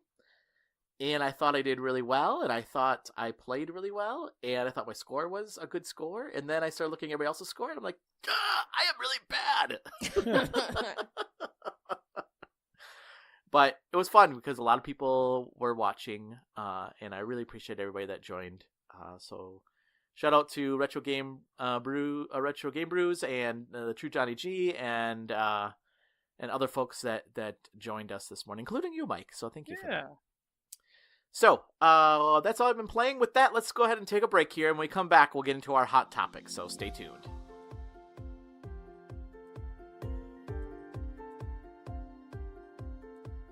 And welcome back to GamerHeads. This week, our hot topic actually comes from Retro Game Brews. They came up with the idea after our episode last week. He reached out to us and said, you should do a hot topic on should AAA games finally go above the $60 price point they've maintained since the 80s. So I want to talk about I think this is going to be a good debate because I don't know where you guys fall on this. I know where I fall on this, but obviously because it's my thoughts, but I don't know where you guys fall on this. Where do I fall on this? I don't know. But so yeah, let's just get into the topic. Why do you think, if you were to, I guess what side do you think? What side do you guys both fall on? The side that they should be above the $60 price point, or not, and why? Do you mind if I go first? Yeah. Well, here, real quick. Mind. Go ahead. I did some homework. Oh. Ooh. Okay, so in 1975, eggs were 84 cents a dozen. Sorry, when you first started in 1975, I heard the A-Team series song going off. In 1975, a band in 1975, eggs were 84 cents a dozen, and then in 2015, they were $2.08 a dozen. Really? Really. Huh, okay. And then a movie ticket in 1975 Oh boy. was $2.03. In 2015, this is $8.17, which seems really low to me. Yeah, that does seem really low. But the point is, it's a 400% increase. Yeah. Yeah. In 1975, you could get a new car for $3,800. And now, it is not $3,800. The median cost in 2015 was $31,000. Wow. So that's just a look at how some other things have changed. So interesting though. So a couple of, the movie thing though, like $2.03. You said that was for a movie ticket, right? Yeah. In 1975, I feel like that's still a lot of money for a movie back then, though. What was minimum wage when I was a kid? So I was born in 76, so that was even before my time. So, but when I was a kid, when I was like 14, minimum wage for me was $4.25. What is minimum wage now? Like 10 something? 10? I think it's like maybe 9 or 10, and they're pushing for 15 now. Yeah. So, but I'm just thinking, like, when I was a kid, I remember when the first Nintendo came out, when 1984, 85, something like that, yep. Right? I remember my mom went out and went to KB Toys and bought us one for $200, which was a lot of money. And now you can buy a Switch for $300, which is not something to scoff at, really. But I'm just saying, like, comparatively, if I needed to, I could drop $300 versus like back then, where my parents, like, my dad was super mad when my mom bought this Nintendo for okay. us. Real quick to interrupt, minimum wage in 1975 was $2.10. Okay. So So like an hour's worth of pay would be a movie ticket. That still seems like a lot of money to me. It's kind of the same, right? I don't know what minimum You wage. get 2 hours of a movie. Yeah, that's true. That's true. 2 hours of a movie for an hour worth of pay. Yep. So okay, so that's good. That's good. Comparison there. So what do you guys think? Do you think that they should go above the $60 price point? I mean, what Blue is saying, it seems like what we've been paying for video games seems pretty low. Then. Yeah, I mean, I guess I would say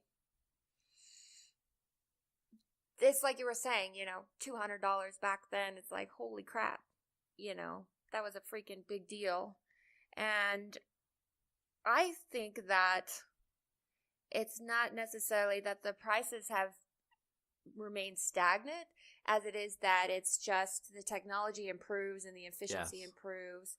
Yes. It's easier to produce. And so, instead of getting cheaper like other technologies might, like you think about buying a computer back in those days and now buying one now,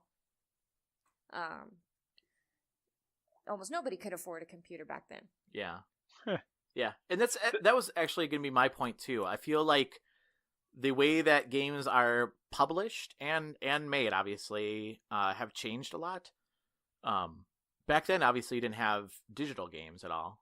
Mm-hmm. You had, outside of like shareware, which like doesn't really count. I'm not going to count that. But I'm just like, I'm thinking of like Nintendo games. Like, obviously, you weren't buying those on like kind of eShop or anything when the first NES came out. But I think also like a lot more went into the publishing of games too. Like think about the fact that you would get a really cool instruction booklet with the game and artwork that would come along with the games. And like we don't get that now for sure. But yeah, the price of I would, unless our listeners can prove me wrong, and this could be like something we reach out to and ask people this, but what their thoughts are. But I feel like the marketing for games have also become a lot more affordable due to the fact that we have social media and we have things that are, and even streaming, right? Even streaming makes marketing games different, but I think also a lot more affordable. And production of games, like you said, Blue, because of technology and where we're at with technology, I feel like it's cheaper. I think it's just a cheaper.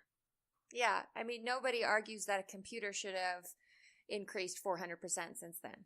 Correct. It makes sense with where they are now based on how the technology progressed. Yeah, but you think though that with cars though, because that's the other thing. Like, so yeah, computers and stuff like that, but cars have gone up in price, and you would think that we become smarter and better and more efficient with our car building. How come that hasn't gone down in price? I don't know. Maybe it's leasing culture. Maybe. People just replace their cars every 3 or 4 years. Yeah. I think the one thing that I will say about the games though in the price point, like, so the one thing that does concern me a little bit is the fact that I don't know. I mean, I think there's more jobs obviously in video game making nowadays. Like the market is like better for people to get into if this is what you want to do than it was like in the 1970s and 80s. But I don't know if people that make the games are getting somewhat as much share as they probably should be. Does that make sense? Yeah, it does. Like, not saying like EA as a corporation isn't getting enough share, like, because I'm sure they are. And recently, we didn't talk about this in one of our hot topics either, but the fact that Blizzard like let go a bunch of people, and right, despite the fact that they're having like a huge year or whatever. Exactly. That's my point. Like, that's the part that concerns me a little bit, is the fact that that while these companies are making lots of money, and our the cost to market is a lot lower, I'm not sure if the people that actually put the blood, sweat, and tears and long hours and such into these games are really seeing any of that profit sharing as much as they should. Yeah, I don't know. It's hard to judge companies from the outside, and we certainly shouldn't judge all video game production companies based on the worst of them. Right. Agreed. I agree with that, but it's yeah, but I guess that was my point. That was my thought too, is that I think that games, because of the cost of market, the cost to market, and the cost of technology, because that has gone down, I guess to me, I don't think that it should go above the price point, because it would be weird to me that it would go above the price point. And mainly what you said, Blue, is that we're not arguing that computers should go up in price, so why should video games go up in price? Yeah, I don't know. If anything, computers get cheaper. Yeah, Yep. Exactly. What are your thoughts, Mike? Do you think computers, games, I mean, should stay at the $60 price point, or should be go above that $60 price point? So I think that they already are. And so actually I have a few thoughts on this. So first of all, let me just point out that I begged my parents to get me Clay Fighter for Christmas. Yeah. That game was $80 at the mall. Oh my gosh. Yeah. Whoa. Babbage's. When was this? Yeah. When? 95? Yeah. That was like 94? 95. Yeah, 94 Yep. probably. So I was still in high school, so it was 94. And Nintendo 64 games were $70 because of the cartridges. They were $69.99. Yep. Right. So I think, and then obviously all the other games were 50, and then the 360 era brought them up to 60. But kind of if you think about it, companies are charging $60 for games, but then they're charging almost double and sometimes triple that for content that an argument could be made that they could have put that on the disc. Yeah. Or they did, and they lock it behind the paywall. Behind the paywall, exactly. Yeah, exactly. I'm loath to give my blessing to companies increasing the prices of games if they're not going to change their practices elsewhere. Right. Yes. So I think they are increasing the price of games, but they're doing it real sneakily. That's the word I'm going to use. That's the word of the day. That's the word of the day. Sneakily. Sneakily. Yeah, So, I agree with you. I mean, that's even like the I think they're called VC bucks, right? Those things that are on like 2K games, like Steve and I, one of my friends, that he plays the 2K basketball games, and I know I mentioned this before, but like that's like his biggest complaint, the fact that you'll play these games. The same thing with like their 2K WWE games. That you'll play these games, and to make your character even better, like you have to basically use these VC bucks, like these virtual currency bucks.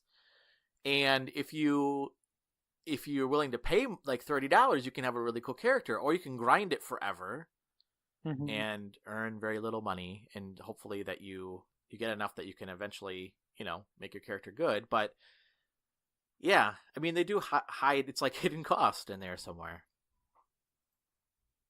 Yeah, no, it's exactly. It's just the additional ways for them to make money off of the game, with microtransactions, and don't get me started on these Fortnite V-Bucks. Ugh. Oh yeah. But we'll be here for a lot longer. It's they're I think that a lot of companies are now holding back on some content in order to make additional money off of the game. So in theory, I think they already are charging more. Yeah. Well, and it's interesting. I mean, I know I don't want to get too much into Fortnite, but the fact that that's a free game, yeah, and they make more money, they make millions on that game over a game that like a Red Dead Redemption 2 or even God of War. Now, granted, God of War was a exclusive game.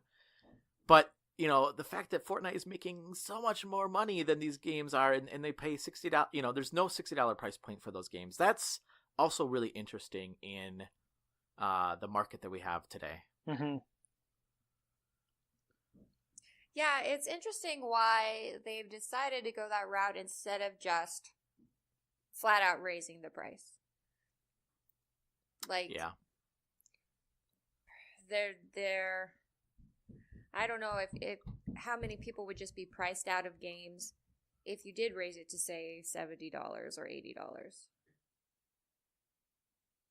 Yeah, and I think that's the hard part too. Like I will say, like But even the Toys to Life games, right? Like Disney Infinity and well, now even Amiibos. Well, yeah, Amiibos are a little bit different because you don't necessarily need to buy Amiibos, but I do do. have to buy. Well, okay, yeah, so do I. I know. Thanks to you, I am so addicted to Amiibos right now. Oh my god, I have Ryu coming in the mail. Oh. I pre-ordered Ken. Ugh. Anyway, and I just got Sonic, and I just got Mario, and I got the Ice Climbers. So yeah, so it's crazy. Anyway, but my point is that when Disney Infinity 1 came out, it was on the older console, and the second one was on the older console too, I think. And then like the last gen, and then when 3 came out, it moved to the new gen. And I remember a lot of parents being really upset about that. Was, you know, the fact that they paid all this money for all these characters, and they paid, you know, money for the game itself, and now they have to go buy a brand new game. Now second, they have to buy a brand new system, and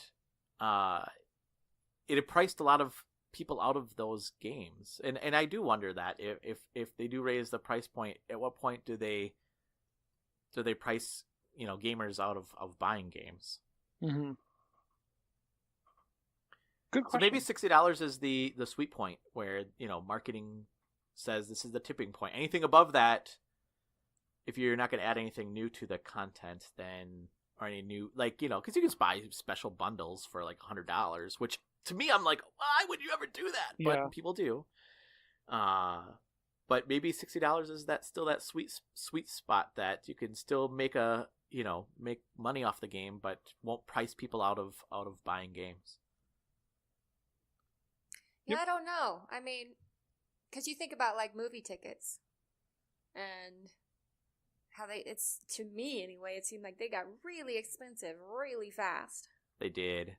And so certainly that turned some people away from the theater when tickets are freaking $13 each. Can't bring the family to a movie anymore because it's going to be $50. Yeah.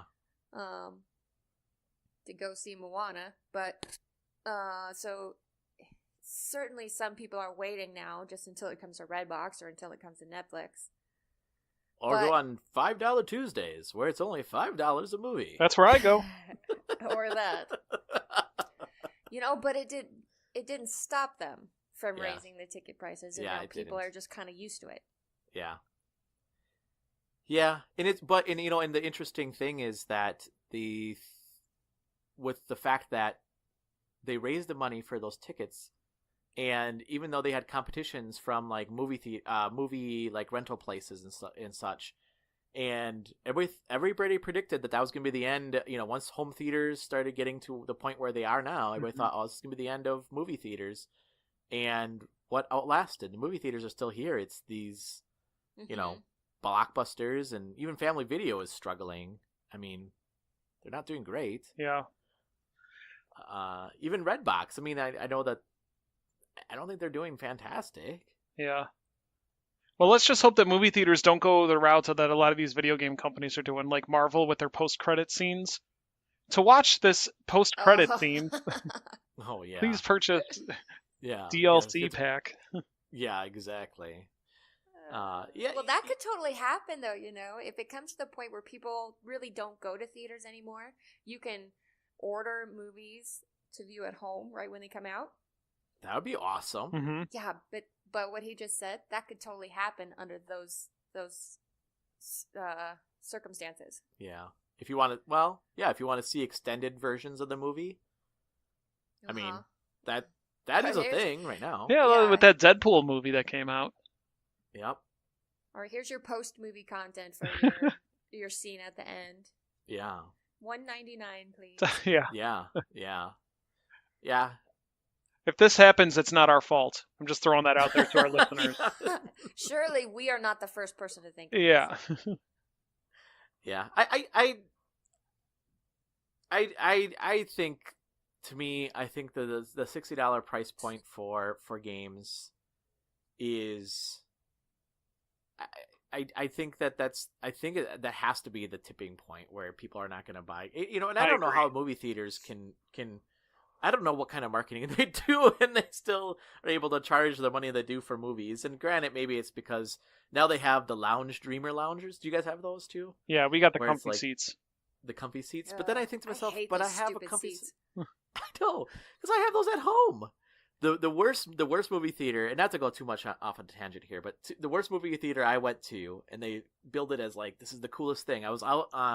I was at a work event in another town, and I was staying at this hotel, and this is years ago, and they had the movie The Watchmen was playing, and I wanted to go see it, and so I went to go to the theater, and it was a dinner theater, so like you get this menu, and you can order all this food like chicken and like potatoes and like all this like fancy kind of foods, and there was a table, and then they were playing the movie while people ate, and I'm like, oh, this is not cool. Yeah, like You didn't like it?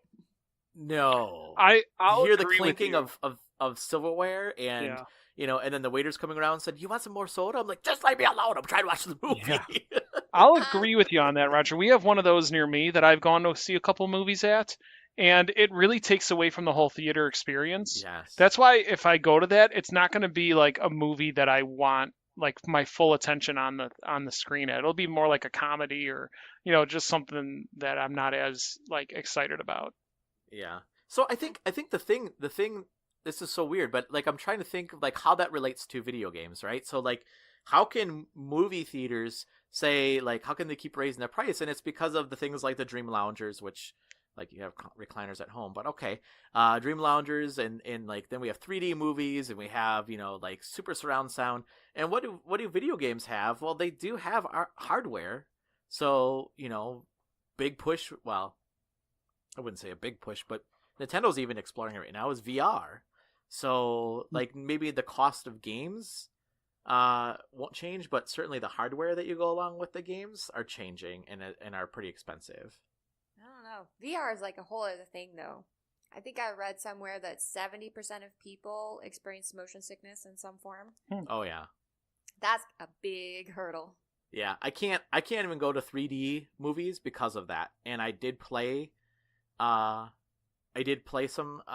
PSVR, and I do get sick. I can't play that too long because I get all, my stomach feels like it's gonna throw up. Yeah, so I don't know. I don't know if VR will ever really, really take off unless they can fix that.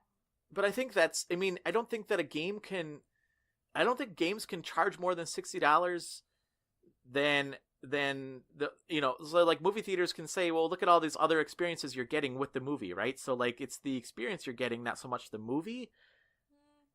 I don't know how video games can charge more than $60 along those same lines, except for the fact that unless the hardware is like more, if the hardware is better, then they can ask for more money for games. And we talked about this with the 3DS. Like 3DS games are typically $49.99, or $39.99, $49.99. They're like $10 less than what Switch games are. And the argument is, well, because it's a newer console. Mm-hmm. I don't know. Yeah, it's. I think though, to be fair, movie theaters raised the price first, and then they started adding their lounges and their dinner That's a good point. services and all this kind of stuff. That is a good point. Just some things, I guess, people are willing to accept a price rise on, and other things they won't. And the other thing that is interesting about that we didn't talk about was the fact that you pay for a movie ticket, you pay your $10 or whatever you're paying for a movie ticket, and that's a one-time experience. Like that's it. And versus like video games where it's $60, like you get to play that, you can immerse yourself into that world as much as or little as you want. So. And the movie theater does have microtransactions. If you want a soda. Yeah. Yeah. Or popcorn. There we go. Like so ridiculous how expensive popcorn is. And soda for that matter. Yeah, so I don't know. I would be surprised in the new console. Do you think when new consoles come out, do you think the price of games are going to go up? Do you think they'll still stay at the $60 price point? I think they'll still stay. I think so too. Yeah, Yeah, I don't know. I'd like to think they'd stay. But then it's like every time a new console comes out and the games that are available at release are always underwhelming. You need to wait like a year before you get it. Yeah.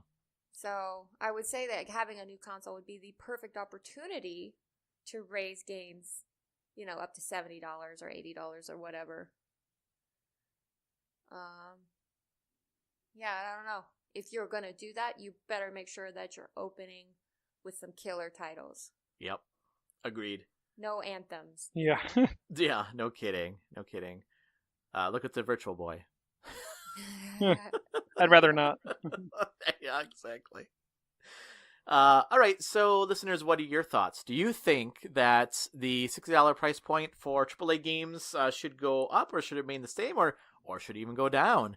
And if a new console comes out, do you think that the games are going to be more expensive in the next gen consoles? You can let us know what your thoughts are. You can send us a tweet, and that's at GamerHeads PC. You can send us an email at info@gamerheadspodcast.com. You can also go to facebook.com/gamerheadspodcast, or go to our website at gamerheadspodcast.com as well. I may have said that already, but I'm saying it again. So, all right. So before we go, how can people get a hold of you? So, Mike, how can people reach out to you? You could find me on Twitter at TCThrowers. You could also find the Controller Throwers podcast right here on GamerHeadsPodcast.com, as well as twitch.tv/TCThrowers. Nice. And Blue, how can people get a hold of you? You can pretty much always find me on Twitter. My handle is @WritersView, and it's spelled with a Y, so WRY. And then I also have a website, which is writersview.com. Nice. And listeners, like I said, you can always follow us on Twitter, and that's at GamerHeads PC. You can also go to our website as well. Sign up there to be a member of our website, and that's at GamerHeads Podcast. And there you can see all the reviews, articles. You can also catch the latest episodes of all of our podcasts as well, including the TC Throwers, Controller Throwers podcast, and also a series that Mike and I do every month called Buy It or Leave It. And the new episode for February is out there as well, so you can listen to what our thoughts are on the games that came out in February and see if that's something, if you agree or disagree with our picks there.